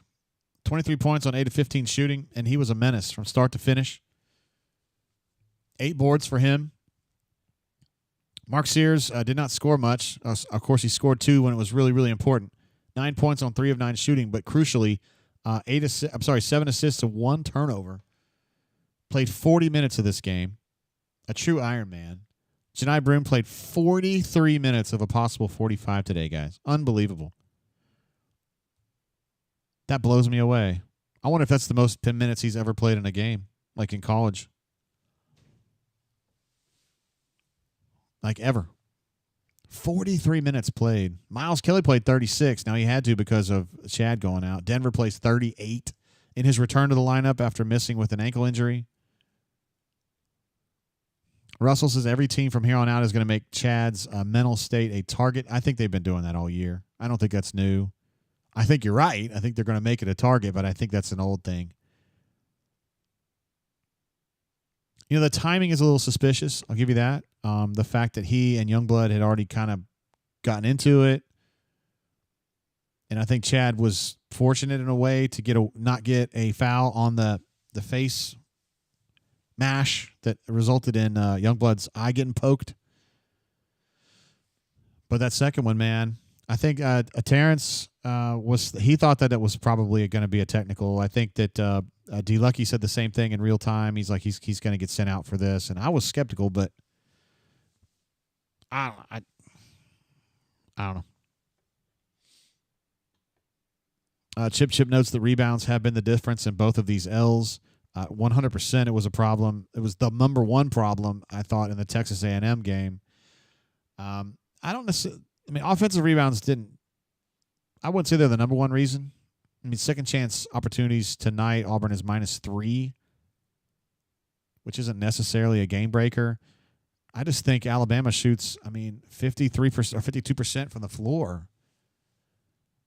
And I don't attribute that to luck or anything like that. I'm saying I thought their shot quality largely was very good. I mean, I thought Alabama was getting plenty of good shots today, and they were hitting them. So I don't think their percentage is a fluke or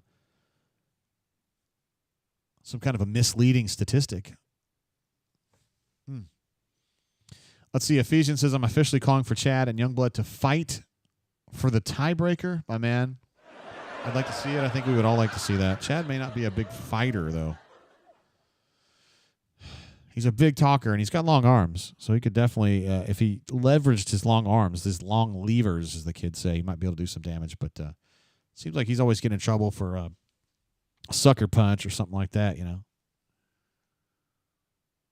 Yabo says, in the grand scheme of things, it's not the worst game to lose. Still hurts today, though. I think it's a tough one, man. I didn't think the A&M game was a big deal. I really didn't. But this one, I do think it's a big deal. First of all, you lose on your home court. You lose to Alabama. You give up 93 at home. And you just don't – I mean, if we're being real, you just don't play good enough to win. I mean, defensively, too many buckets where you're like, what was going on there? What was going on there? Kanuman, who was in the arena tonight, hoping to see a victorious senior day, jumps in to say Weagle, Weagle. Of course, he continues to be a full-throated Auburn supporter despite the loss and will continue to be so.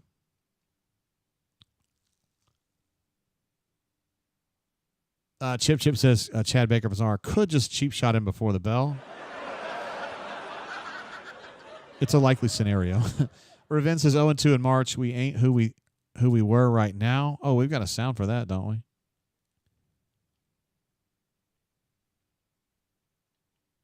Yeah, here it is. The Bears are who we thought they were. And that's why we took the damn field. If you want to crown them, then crown their ass. But they are who we thought they were. And we let them off the hook. CDF jumping in from the West Coast again. We appreciate him, of course, as always. Surely that locks in the National Player of the Year. Here we go. I think someone asked me earlier. CDF, appreciate that, bro. Hey, man, it is 34 points, though, to be fair. Someone was asking before, what? Do you think the number one overall seed is in jeopardy? I would say yes. Now, there's other people that say they already got everything done because they were the far and away regular season champions in the SEC. But now people are going to say they only won by one game. And I think they need to win one in Nashville. Now, it's not going to be some team like this. It's going to be like somebody like Kentucky or Mississippi State or Ole Miss or somebody like that. It's not going to be one of the big daddies. So, because Auburn gets the double bye on the virtue of being the number one seed. So, I think that game's going to be crucial. I think their first game in Nashville is going to be an absolute must-win to protect the number one overall seed. Now, if they lose that, they're still going to be a number one seed in the NCAA tournament. But first of all, you're not going to be the number one overall seed. I don't think they will be number one overall seed. And second of all, you're going to go into the tournament on a 3-game losing streak. Like, you don't want to be that guy. You don't want to be that guy. Neil J. jumps in. He says, God damn, Sport can break you. Neil knows he's Auburn's biggest fan in Scotland, in all of Scotland. And it was a heartbreaker today, Neil J. We're feeling that one. Got hit on the chin with that one. No doubt about that. Let's see. N is trying to support CBM just a little bit, saying, that being said, he's a young adult and made a mistake in a moment of weakness. Yeah, I mean. And also, James Taylor says Auburn is unworthy of a number one. Wow. Unworthy of a number one. After winning a historically strong conference title with 2 games to go. Unworthy of a number one. Hey, man, he's welcome to his opinion. Not sure how I feel about that one. Madison says they go west without the overall number one seed. Well, so I don't know about that. So if Duke's going to be the number one overall seed, I think they would prefer to be in the East. I think they would put Duke in the East. I don't think they would put Duke in the South. They try to keep you in your zone, and I think they match better with the East. So my thought is that Auburn could still be the not number one team and then be in the South, which would get them either Raleigh, whatever, and Lexington are your 2 sites, and then your 2 pods, and then you've got your regional final is set in Atlanta. You definitely want Auburn playing in Atlanta if you can, and I think that they're going to probably give Auburn that anyway because they're going to say they deserve it by being the regular season champions by 2 games. Clinched it with 2 games to go in a historically tough conference season.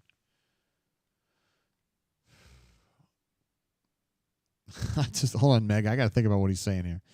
Man, we need to take our ass to Galveston, where that dirty ass water be washing up on our feet.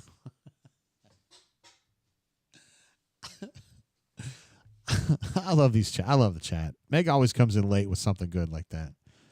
My man's calling M, last name redacted, says if Tahad makes those free throws, game over. It's a gut punch. Yeah, you go 1 of 3 at the line there with in the last 2 minutes of a game, and that was a tough one, man.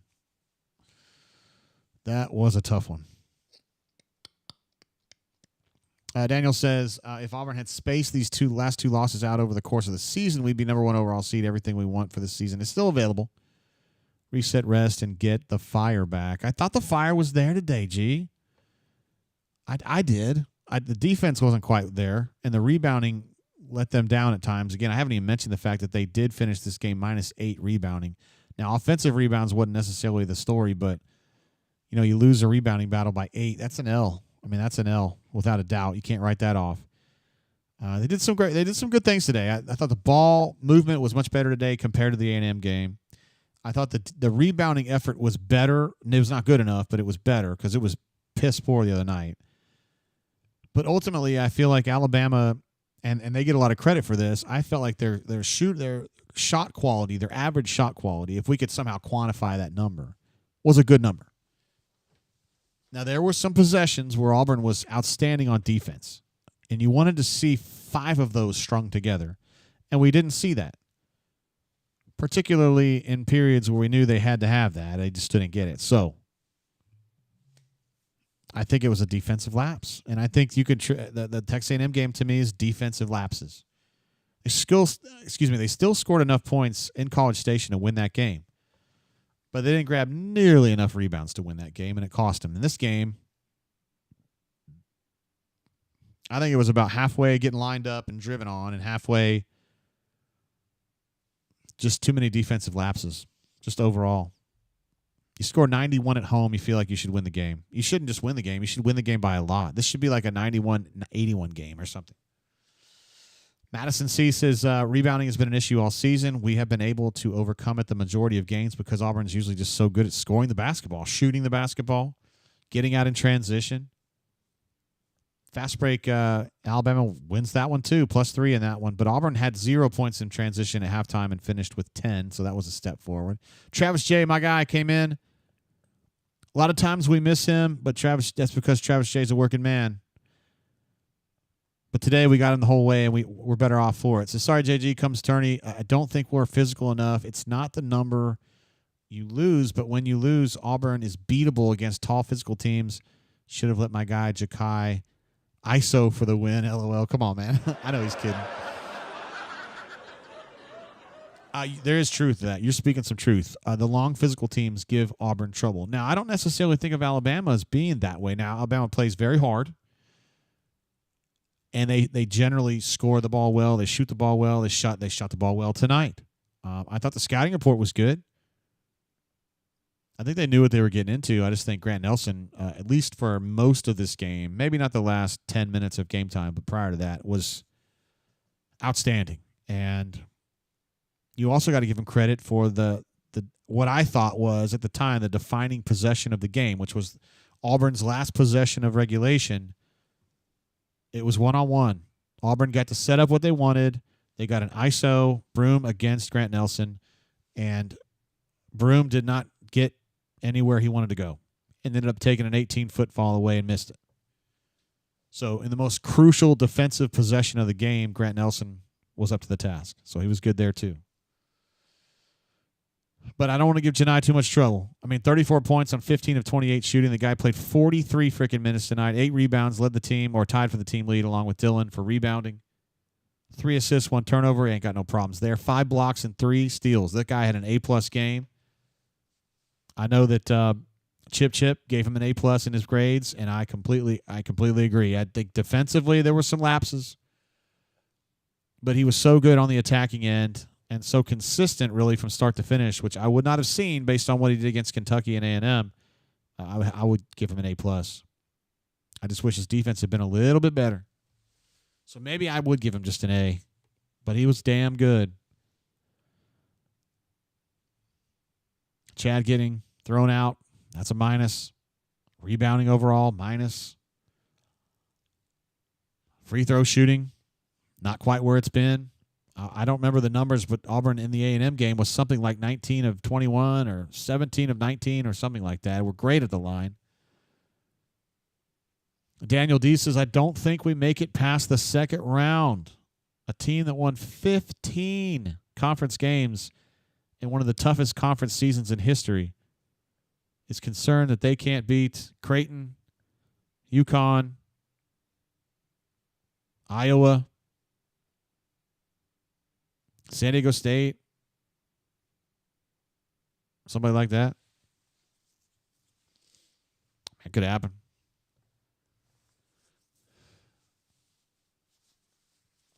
Let's see. Ephesians says, I don't love the idea of possibly playing UK in the SEC tournament with this defense. Guys, they lost their second-best scorer.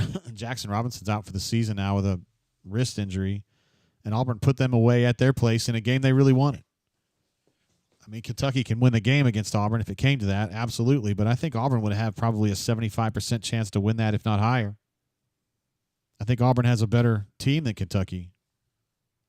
That's just my opinion. Madison jumps in with a super chat. My man, appreciate you being with us from start to finish today here on the Drain, and I know you're frustrated that Auburn couldn't put that one away.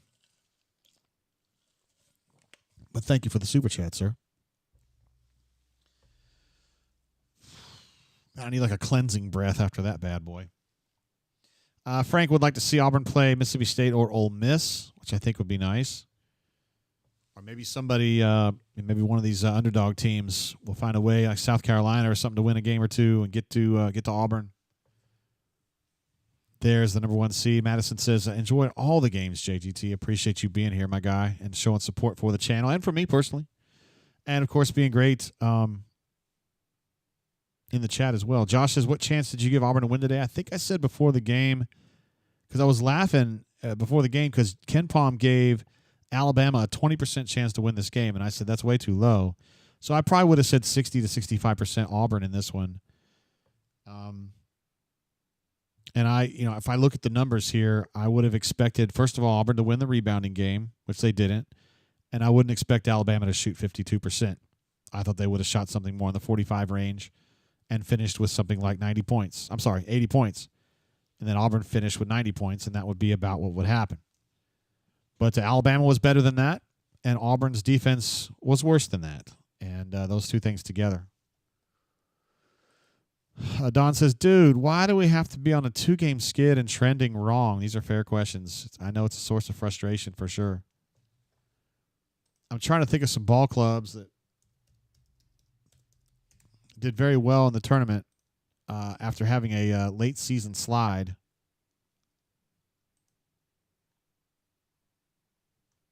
I was thinking that Villanova did back in the day.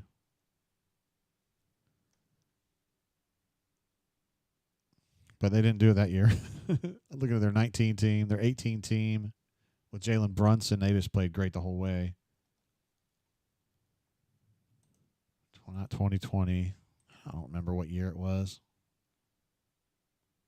Yeah, I don't know. It just all depends on what you're going to do. It just depends on the team and what they're going to do about it, right? Is this team going to do something about its situation? Are they going to put a foot down? Is somebody going to get in that locker room, not BP, I'm talking about a player, and say, this bullshit's got to stop, something's got to change? I don't know who does that. Janai is not that kind of person. Miles isn't that kind of person. Dylan is, but I don't know that he would do that. Chad, I mean, he's like the jester. Tahad's too young. Denver just doesn't really have that personality. Now you're out of players. I mean, Simo, maybe. So, Josh says Alabama last year, interesting, as a team that was playing poorly and then got into the tournament and played great. Let me take a gander. I mean, I don't pay that much attention to Alabama. I mean, I know they went to the Final Four last year. So they go into they lose 3 out of 5 going into the conference tournament, and then they lose in the first round of the conference tournament by a lot, by 14 points. So they go into the NCAA tournament last year having lost 4 of 6, and then they rip off 4 in a row: Charleston, Grand Canyon, North Carolina, and Clemson, and then they lose to UConn in the Final Four. So, yeah, that's a great example, guys. Good eyes. Good eyes there. Good eyes there. Travis J says, this team reminds me of the Jabari team. Yeah, I can see some similarities there, right? SEC champions at one point looked like just an absolute complete, like, Optimus Prime situation, and then it didn't happen. Got to play Miami and just didn't have the speed to keep up with them, and Miami played a great game, and that's over. Party's over. William T says UConn won as a 7 seed in 2014. That would be with Kevin Ollie as coach, I believe. I'd be curious to see that.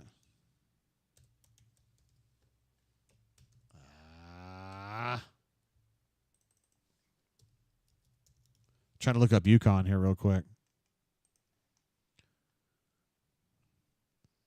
UConn, by the way, Ken Palm's got them at 35 this year.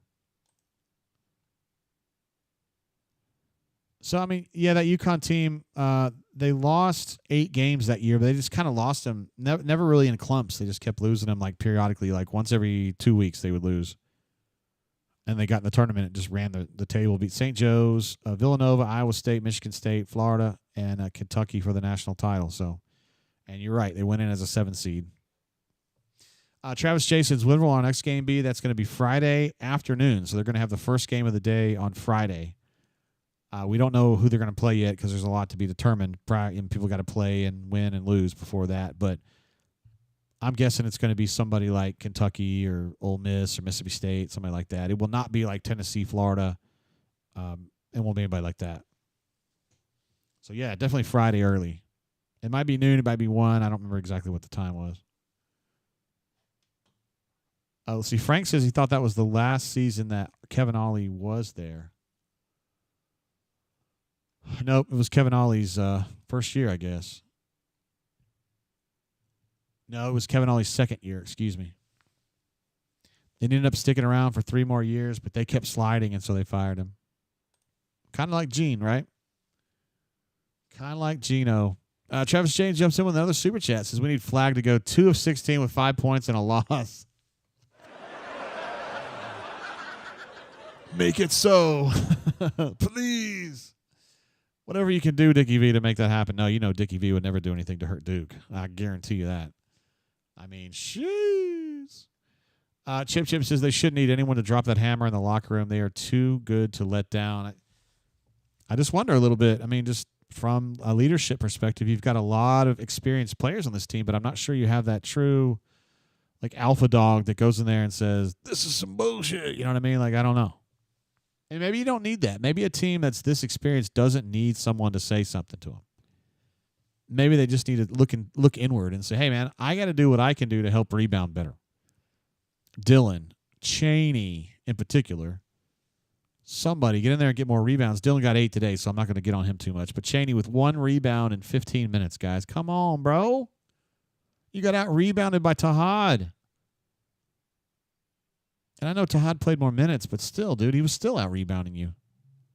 And Chad Bacon Lasagna, I don't know what to say. I don't know what to say. Ephesians says, JG, what do you say to Chad if you're a player? And also, what do you say as a coach? You know, I don't know how BP handles Chad in private. I know how he handles him in public, but, you know, he's going to have a talk with him. I mean, I've asked him about this before in kind of a roundabout way, but it's never been this bad, right? I've never asked BP after him getting ejected, you know, what was that? I'm assuming that reporters are going to be asking BP that today, so we'll get a BMAT or a Stoltze will get that information to you about what BP says about that, but I mean, if I'm a coach, I would say to him, we can't win with you out of the game. They probably can, but you say that. And it's your responsibility to not get kicked out of the game. And you promised me after Yale you weren't going to do that again. Now, what he'll say is, coachy. You know, he's going to have 101 reasons. As a player, they're not going to say shit. They're going to feel like it wasn't a foul. They're going to feel like it wasn't that egregious. And I don't think they'll say anything to him. I mean, like, negative. They'll just say, you know, BP is kind of the way that this team's set up is, you know, BP and Steven and Ira to some degree are hard on them, particularly BP. Like, he really gets after them. And what they're trying to do is they try to set up a culture where it's a very positive group, right? The players. And they kind of band together and remain positive to kind of fight against BP's, you know, bad cop thing, right? I mean, that's kind of how it works. And I think this team really gets that. And I think it is a positive group. So I don't think anyone's going to be hollering at CBM. They're going to put their arm around him and they're going to say, you know, we need you next game, you know, or whatever. And he'll say, oh yeah, I'm going to do it. GW says CBM needs to understand that excuses only satisfy the people who make them. Man, if I had like a school marm sound, I would make it. You sound much like a parent, GW. You're not wrong. You're not wrong. But it just sounds like something my dad would have told me. And now that reminds me of my dad when I was young. So thank you for that. I like him. Let's see. Horace from people think Horace from 3 made a good one. That sucked. Can't understand not calling a timeout at the end of regulation when we are arguably the best team in the country coming out of timeouts or out of bounds. I mean, it wasn't a deliberation. I mean, BP was fully intent on having that possession, you know, the defensive rebound, go right into a possession and finish this bitch up, I think is what he was thinking. Now he's second guessing that. I completely understand why you would think that. But, you know, it's binary, right? That ball goes in, everybody's stoked. That ball misses, what the hell, you know? I think it was a risk, and it didn't work out. Soup Up jumps in with another super chat. He had one earlier, but he comes in again. BP has handled Chad like Dylan has handled his free throws. Let's give it a laugh on that one, guys. I mean, it's 30 games later, right? Or 30 games later. 31 games later. And, you know, Chad hasn't had a flagrant 2 since the Yale game. Let's see. Josh says, I was screaming for the timeout. This is the timeout right at the end of regulation. So Auburn gets the defensive rebound and had maybe, I don't know, off the top of my head, 12 seconds. No, hold on. Let's wait. No. They got the ball with that's right. They had like a 2-second differential, right? On the shot clock there.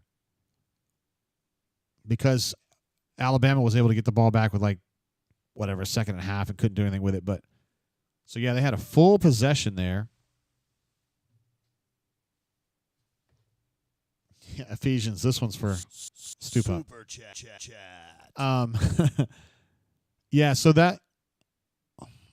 Well, so we'll talk about should they have called a timeout there. You can definitely argue yes or no. I mean, Horace is making a good point, and I think it's a good point. But BP is not timeout prone, right? He doesn't like calling timeouts. He doesn't like stopping runs with timeouts. He very rarely does that. I feel like it would have been out of character for him. Now, maybe that's something that he needs to change about his character. Probably not going to do it at however old he is, 65 years old. Having coached since, 1990 or whatever. Head coach. Yabo says we got bad Chad today, unfortunately. I don't know if it was, the fact that he got thrown out of the game is all you need to say about that. But I thought he was picking it up there. 7 points on 2 of 7 shooting. Now, he started off slow.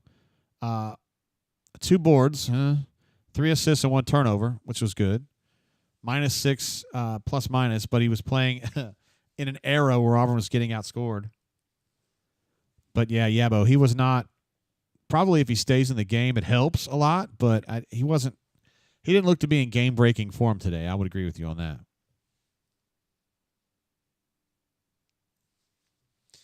Josh thinks that Auburn had no advantage to walk the ball up and be so, cavalier with that final possession in regulation. And I will just say that it was obvious to me that BP had made up his mind before that defensive rebound was grabbed. He must have felt like Alabama was going to be scatterbrained and that Auburn could take advantage of it. And instead of really challenging that, right, they just kind of gave the ball to Janai and cleared out half the court and said, beat Grant Nelson. And he didn't do it. He was trying to finish going forward, which you guys know probably bumps his scoring percentage probably double. Whatever it is with a fall-away jumper, it's a whole hell of a lot better if he's working toward the basket. But he settled for a fall-away from 18 and missed it. And I'm not surprised because he misses those about 80% of the time, if not more. Guspa says, I hate to say it, but I don't give a shit what this team did all the regular season. I just want to go deep in the tourney. I mean, that's fair. I think that's fair. I mean, what do we remember about the season with Jabari and Walker? We remember them losing. For me, it was in Bon Secours. We were in Greenville, but losing to Miami in the second round and in a game that they had trouble with the whole damn game. And that season ends up being kind of an L. And you look, God dang, they had Jabari, they had Walker, they had Wen playing well, like good things going on, and they didn't make the big run. What about 18? 18 felt like a good season, not an amazing one. Then they go on that run and beat Kansas, North Carolina. Kentucky absolutely broke Kentucky. And now we remember that so fondly as like a great season. It comes down to what you do in March, specifically the tournaments, but Chip says got crushed by Memphis. Just got absolutely outplayed. And that's what I remember from that season, honestly. All the great things that Walker and Jabari did, I almost forget about them because they got crushed by Miami.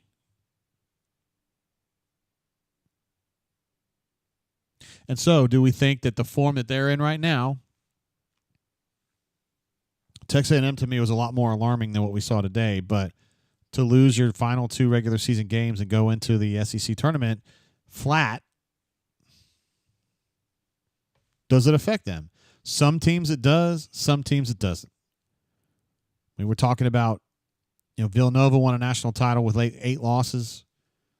We were talking about UConn in 2013. They came in with 7 losses. And they kind of picked it up. Josh says, I'm just tired of Auburn breaking my heart. I'm afraid you have football to blame for that. Because Auburn breaks your heart a lot less often. Auburn basketball breaks your heart a lot less often than the football team. You know what I mean? I'm just being real about it. If you're heartbroken over this season, I don't know what to tell you, man. 27-3.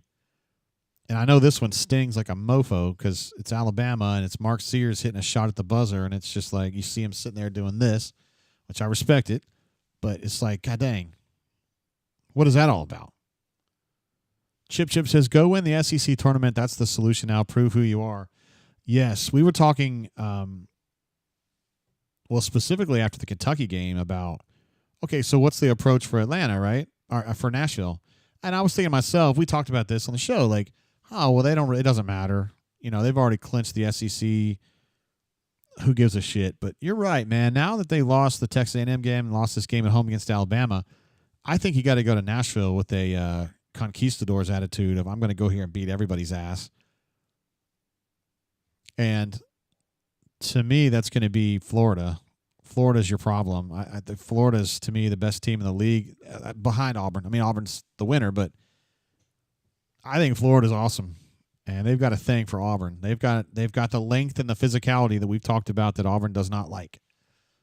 If Auburn's going to lose in March, it's going to be by a team that's long and physical. Alabama's not necessarily super long, but they are physical.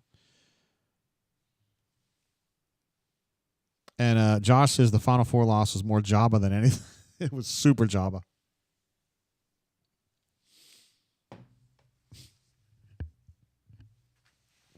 Soup Up says, can't punt the SEC tournament now. You're absolutely right about that. And I agree, Chip. I mean, Florida's playing better than Auburn right now. Getting that win at Alabama.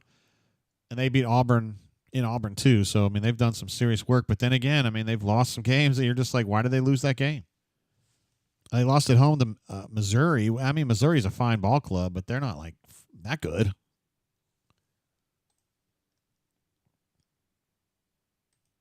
Let's see what Florida's done here. They lost to Georgia. That was at Georgia. They've only lost one of their last, 8 or 9. They're winners of 8 of 9. And their losses were at Kentucky, home against Missouri, at Tennessee, and at Georgia. And they just beat Alabama at Alabama. They're going to be at home against Ole Miss today. Yeah, I think they're playing better basketball than Auburn at this point for sure. I mean, Auburn's got 2 losses in a row, so you can't really say they're super hot at the moment. But I think Florida's the problem here. Auburn's biggest nemesis will be the Florida Gators, I think.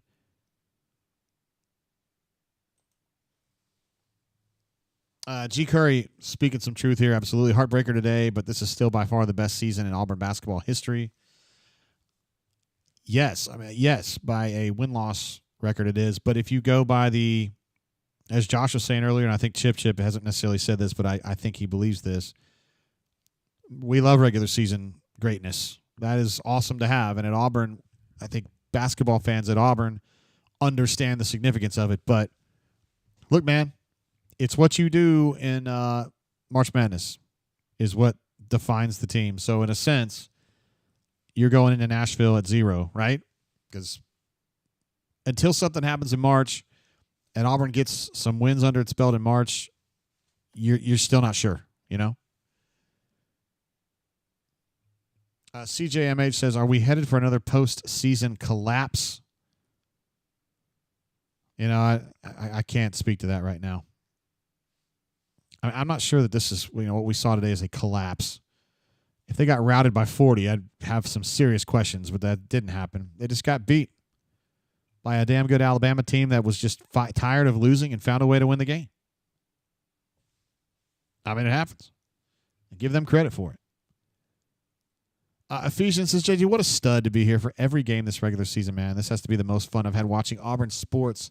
And it's because of my Drain family and the G himself. Appreciate you saying that, my man. A whole bunch of us here, I'd say probably 90% of our chatters have been together damn near every night. Every game night, I should say. So it really does feel like a family, and I appreciate you guys so much.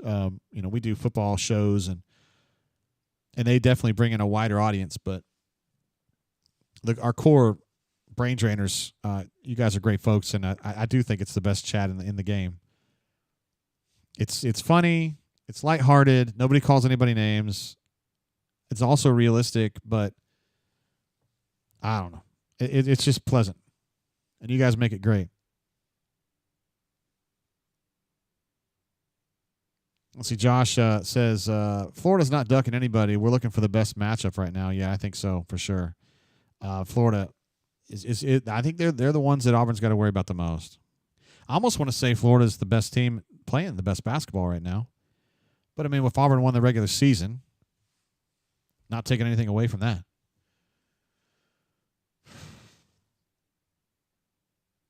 See, Josh says in the College World Series where they couldn't throw the ball to first base, that was Java 2. The only non-Java season, right, was the national championship in 10. And that was almost Java because, like, of course Cam Newton's going to get ruled ineligible, right? But then Richmond Glenn did what Richmond Glenn does and engineered an extrication from the jaws of the NCAA. And he's now widely hated on the bunker. GW says, I'm calling JG names like JG is the #1 Denver Broncos fan. Let's give them a boo for that. Boo. Boo Denver Broncos. You stink. Absolutely stink. Ephesians also says first close loss, 5 points or less this season. I'm choosing to think Auburn will be fine. That's right. Let's see. The Florida game was about 10-ish. And the Texas A&M game was more than 10, I think. It was probably 15-ish, right? And then this game, obviously very, very close. Yeah, Poppy Clan. What's up, G? He says, agree, Jay Jeezy. UF playing the best. Scary, good team. They really are. They're playing some great basketball. And Chip says Auburn 2019 remains the greatest Auburn team of all time until proven otherwise, which I told you. I don't think he had said that, but I figured that's how Chip would be. Chip's like me. He's about results.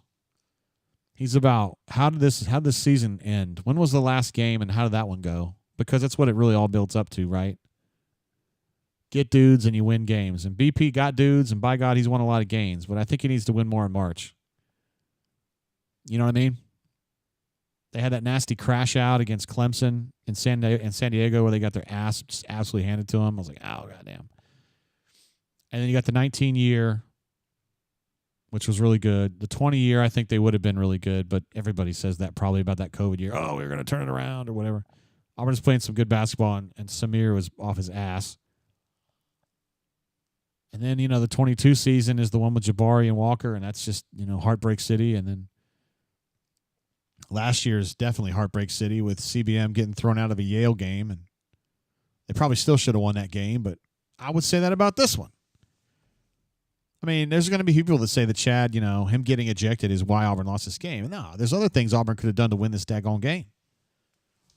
But playing without Chad and how that messed up the rotations and put everybody else in a situation where they got to play 35 minutes or more when they usually play 30,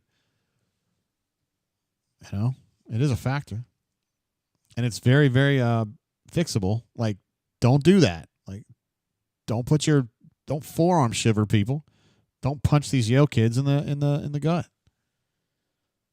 It's very avoidable. It's super avoidable. I mean, sheesh. Well, I think we've said it all about this one. Mark Sears with a big shot there late. Grant Delson played a great game. Janai played a great game. I thought Tahad played a great game. Just two good ball clubs going back and forth. You expect Auburn to win the games inside the Nev, but Alabama was up to the task. And you got to give them credit. They went out there and they won the basketball game. I feel like Auburn going into Coleman Coliseum at the time that they did it and beating Alabama was a huge moment for this team's regular season, right? And I think for Alabama coming into Nev and getting that one back, it's a big moment for their season.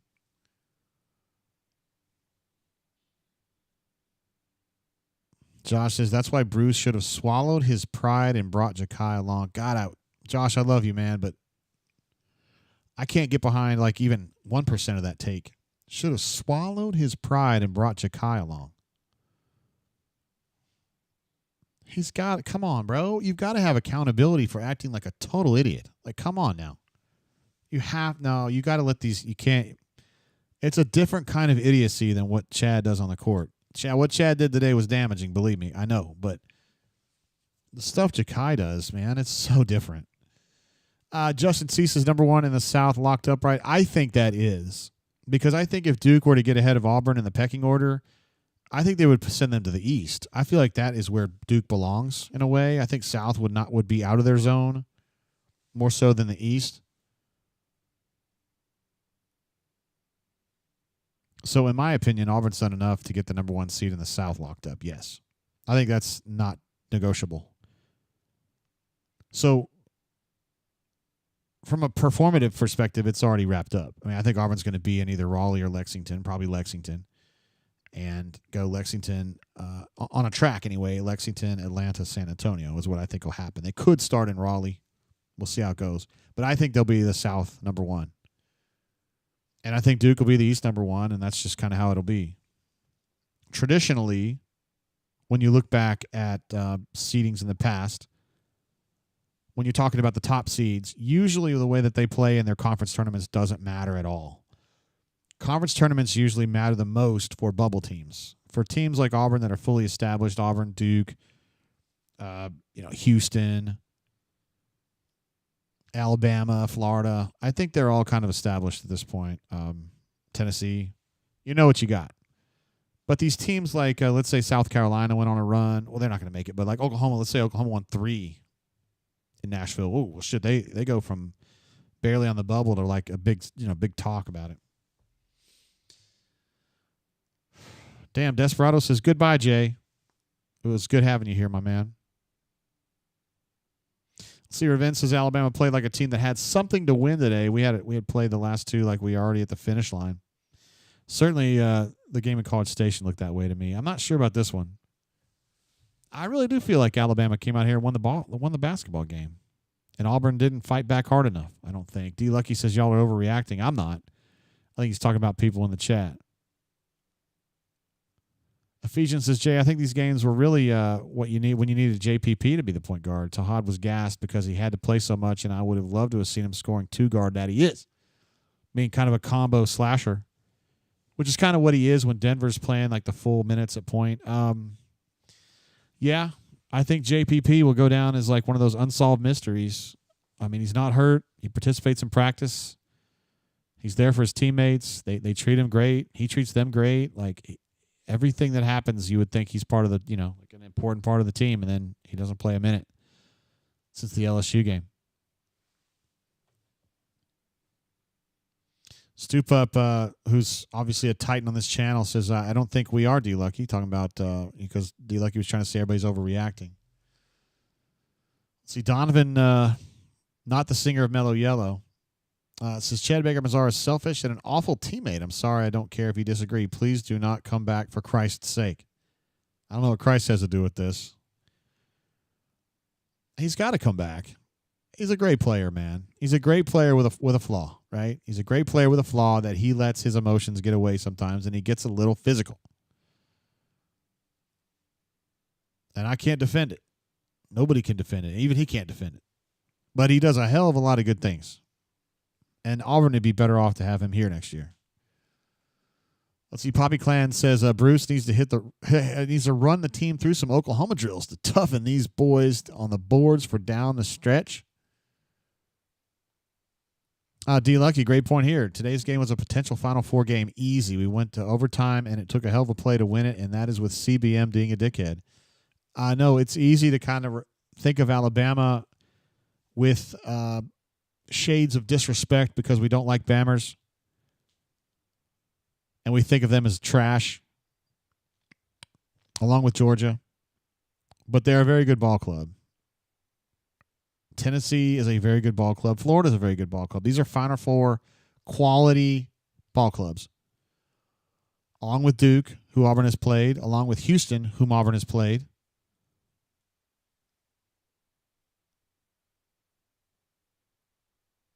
So, yeah, this isn't like Vanderbilt coming in here or South Carolina coming in here. This is a very good team. But with that said, It's senior day. It's Neville Arena. You're fully powered from a personnel perspective. You got to win that one. Kenny E says, I'm more concerned about momentum for this team. Bro, I've got that concern too. I am not sitting here saying all is well. There's nothing to see here. There is something to see here. This team has got to toughen up on the defensive end. I don't have a problem with the way they attacked today. 91 points. That should win you the game at home 100% of the time. Defensive lapses and Alabama just playing some good ball is the difference in this game. And so Auburn's got to find a way, I think, to toughen up defensively and to get better defensively, get more stops. Rob A says, interesting to watch a Bruce run program the next 2 weeks. This is definitely gut check time, both for Bruce and for the ball club. Yabo says, I'd be good with Chad coming back. I think that the good outweighs the bad. I think so too. Like, and to me, it's not even close. Like, he's done a lot of great things for Auburn this year. He's a great player. He's a great college player. He's really, really good. But to be fair, now hold on. For the people that have been getting on him, and I've been kind of poo-pooing you a little bit, he kept getting technicals here late in the season too, right? And those don't hurt as much as him getting ejected, but they hurt. I mean, to some degree. I would just do it like I do with my dog. Stop being a dick. Like, don't be a dick. So I tell Maverick, don't be a dick. Just don't be a dick. That's my number one rule on the board too. I don't use the word dick, but I say don't be a jerk. But don't be a dick. When these people get in fights and they come to me and say, well, he called me this and they called me that, blah, blah, blah, I say, are you being a dick? Well, he started it. Are you being a dick? Don't be a dick.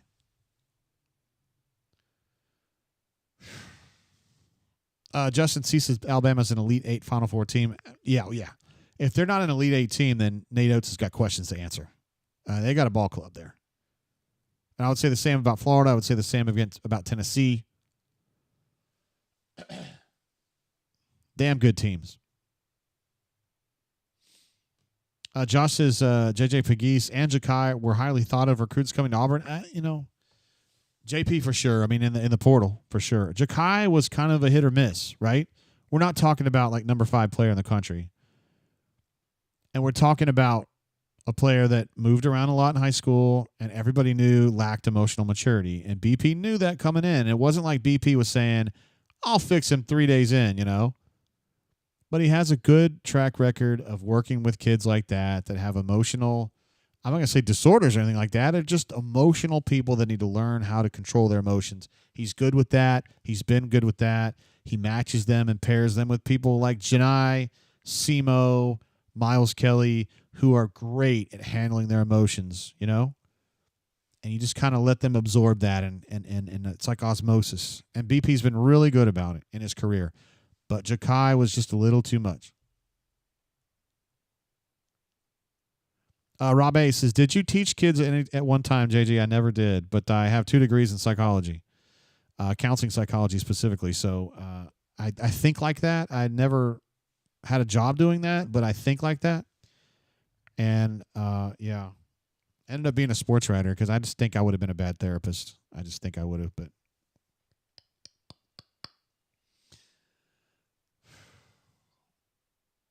See, Chip says Auburn plays like the last 2 games and they don't get to see the Sweet 16.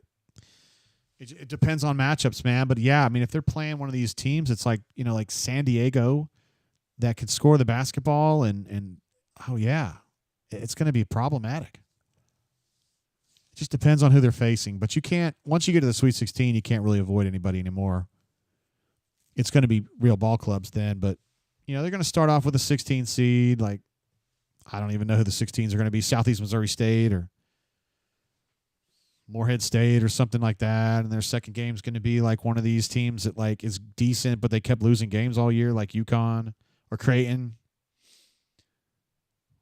Somebody like that. I don't think Iowa State would slide that much. They're good, but they've lost a lot of games lately. Baylor Bears, something like that. Trying to think of some other teams that would be in that 8 seed range. UC San Diego would be in that range. New Mexico Lobos would be in that range. Maybe Memphis. They're going to probably be like a 6, though. Now, they might be in that range. It might be a 7. SMU. West Virginia is a good example. 18-12, but if you ever watch West Virginia play, you're like, God dang, these guys are good. What's the deal? Daniel P says, I think they're going to lose in the Sweet 16 based on what he's seen. Flass says, I had clients in my groups that no one else could stand or deal with. Sometimes I gave them slack, and sometimes I had to be tougher. It is tough, man, and you know better than just about anybody how you've got to deal with people differently, right? You can't have a cookie-cutter approach toward human beings because human beings are all different. I don't know what I'm doing with my hands. Ravin says, where is St. Peter's in this bracket? That's pretty funny. The Peacocks, they got parties over. And Anthony R. says, I think Bruce should leave Chad at home next week. You know, listen to this. Hear me out on this. I wouldn't be shocked. I would be shocked if he left him at home, but I wouldn't be shocked if he didn't play him in the first game. I don't think he can afford to lose a game, though. I mean, he could, but, like, is it worth it? Like, let's say Auburn faced Ole Miss in that first game. Or Mississippi State, whatever, some team like that. You know, good, credible team, but not great. And you say, okay, you got an 82% chance to win this straight up, or you've got a 73% chance to win it without Chad. Would it be worth it? Would it be worth that extra 10% to make a stand? And would that be enough to get Chad to change his behavior at 25 years old? Let's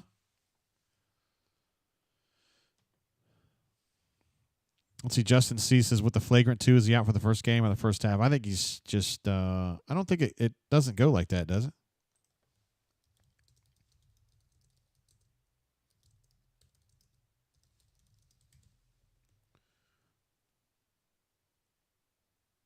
It says, may face a suspension for the next game depending on the league's review of the play. So I don't know about that in an SEC. This isn't something that comes up very often.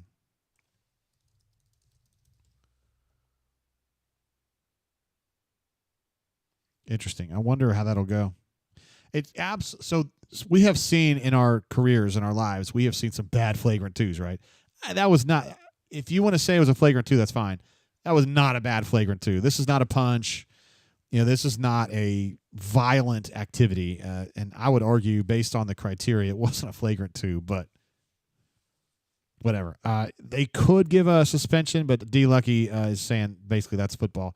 It would have to be egregious for them to go and give him an actual suspension. And what happened today wasn't egregious, so I would say no. Stupup thinks it was close enough to a punch that the league will take a look at it. I'm sure they'll take a look at it, but I can't imagine he would miss time over that. Now, a better question would be, would BP sit him for a half or something like that? I don't know. Poppy Clan says, Chad, does he do in real life what I'm thinking in my head? Does he need to do a better job of emotional control? Maybe too late for that. Isn't he in his 30s? Like, to be around Chad, he's just, like, super energetic and loud. But, and I'm not an expert. I'm not Carl Jung, but or even Carl Rogers or even Wolfgang Kohler, but, like, he's not a,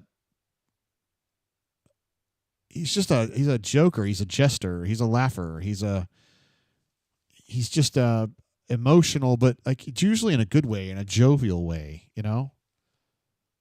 He's a practical joker, and he's just, you know, he's kind of a maverick. I don't think of him as like a violent person at all.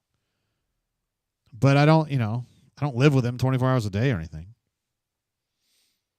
We Drink Shit jumps in, says he can't join the poo-poo party. Auburn played like national champs 3 or 4 games ago. The last 2 are not as good. I've got to stick to optimism that our best will show up when it's go time. It's fair. I don't want to get too down either. I mean, because I believe that you do your best work in March Madness. That's when you prove your worth, and I still think this is a great ball club.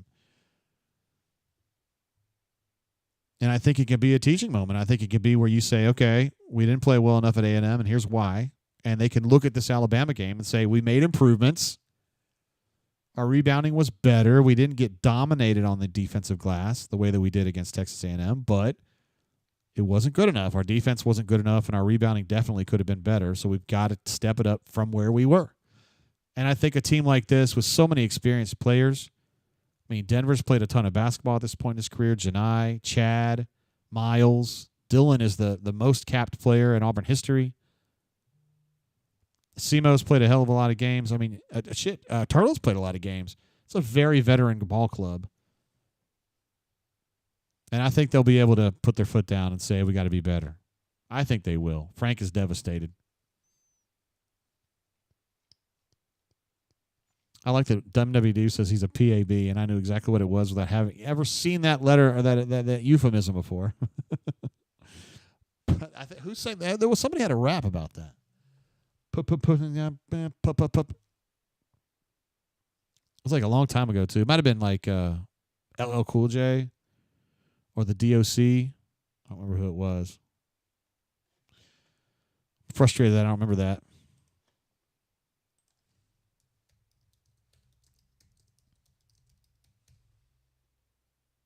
It was Young Thug.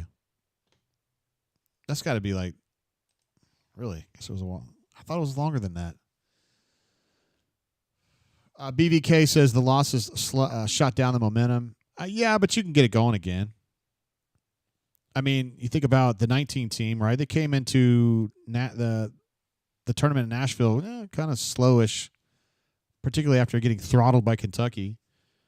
And they ran the table there in Nashville, and that sent them into the NCAA tournament feeling really good. Now, let's not forget about that New Mexico State game because that was really close to a loss. But they used that to springboard, and they got some huge wins, some of the biggest wins Auburn's ever had. So, Stoop Up says, I have absolutely no faith that luck will be on Auburn's side in March. I mean, never change, Stu. You're my guy. Donovan says, I threw my chicken sandwich at Mark Sears at the end of the game, and now I have no dinner. Oh, no. I hope it wasn't a Chick-fil-A sandwich because that sure sounds like it would be delicious.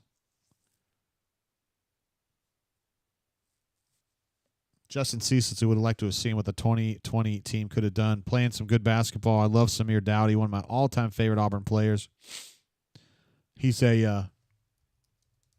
just everything about him I like. I like interviewing him. I like watching his game. I love the way he plays.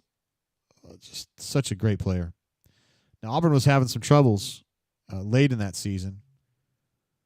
Had lost 4 out of 7, I guess. Although they did beat Tennessee in the season finale, which was a big, big win, and they beat them pretty bad. So you'd think they were going to go into the conference tournament there in Nashville feeling really good about it, but so it goes.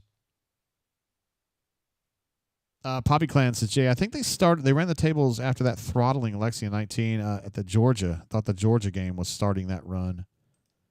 I thought that game was close. The Georgia game. Let me see.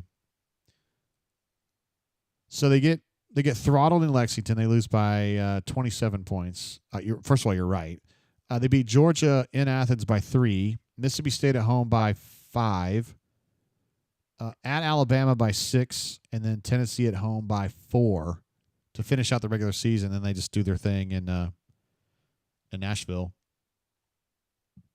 and then do their thing in the NCAA tournament. So you're right; it was building before that. Let's see. Justin C. says, "Do you think we'll get the other Bashir brother who's playing at Monmouth, or is he too similar to his twin?" No, I don't think he is. I think the one that's in junior college, I think he's gonna be a 3. And I think people look at the Monmouth kid as like a combo, 1-2. So they're definitely not the same kind of player. I don't know. I've gotten mixed opinions on the kid in Monmouth. I have not gotten mixed opinions about the JUCO kid. I think everybody thinks that guy's a beast. But I had one person tell me he thought the Monmouth brother was better, and I've had 3 people tell me they thought the JUCO guy was better, and 2 of those guys thought he was way better. Jackson S. jumps in with a super chat. My man. There he is. I blame one person for Chad to continue to be a liability, and it's Bruce Pearl. What else can he do to make him learn? He will cost us a championship. Interesting.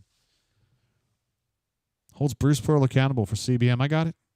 He's got to do that too. I was telling you, Chad is a plus 97 or 98% of the time, you know.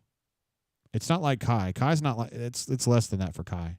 Kai is a brooding, angry dude who's trying to not be that way.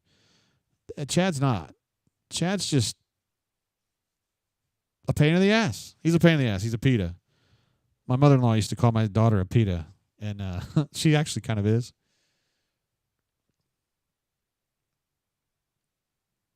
Poppy Clan said it would be really cool to have the Bashir brothers. That would be cool. It'd be like, it sounds like an acrobatic thing, you know. Now live here at PT Barnum, it's the Bashir brothers. And they're like, hey, everybody, what's going on? Whoa, we love flying through the air. Check this shit out. You know, it'd be great. Get on motorcycles. Maybe they walk on stilts. Maybe they take a walk with a tiger. I don't know. And then at night, they drop a combined 55 on Mississippi State, and everybody's great. You love it.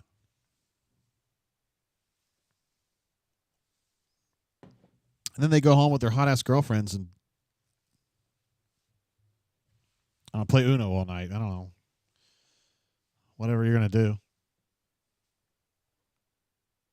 Donovan says, make it happen. My guy. I think we said it all here, guys. No, hold on. I want to go 3 more minutes. That will take us to the 4-hour mark on this one. And I feel like that's a good solid. Basketball shows used to be 2 hours max. Then it went to 2.5. Then it went to 3. Went 3.5. Now we might go 4. That's good because it means the basketball means more to you guys, more to all of us. So that's a good thing. I think the chat is still absolutely popping with some great legendary folks. And JG's still here, just a talking head, babble, babble, babble. But it's been proven that I can do it.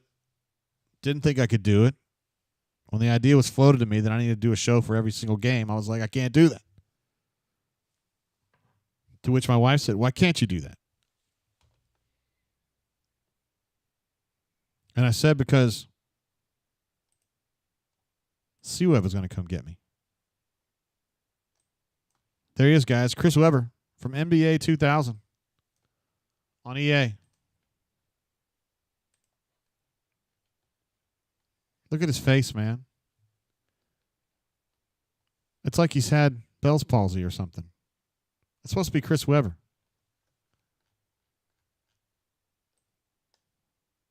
It's crazy how far it's come, man. Video games, y'all. Justin C. jumps in with a super chat. He says, thanks again, brother. Appreciate you. No, I appreciate you, man. If I don't got you here and all these other badasses, I'm done. I'm an idiot speaking into a tin can, and that's all I am. Nothing more. So thank you, Justin. Appreciate you, G. Josh L. jumps in with a super chat. He's been great today in the chat, as is customary for him. Justin C. goes back in time and says, don't call timeout, C-Web.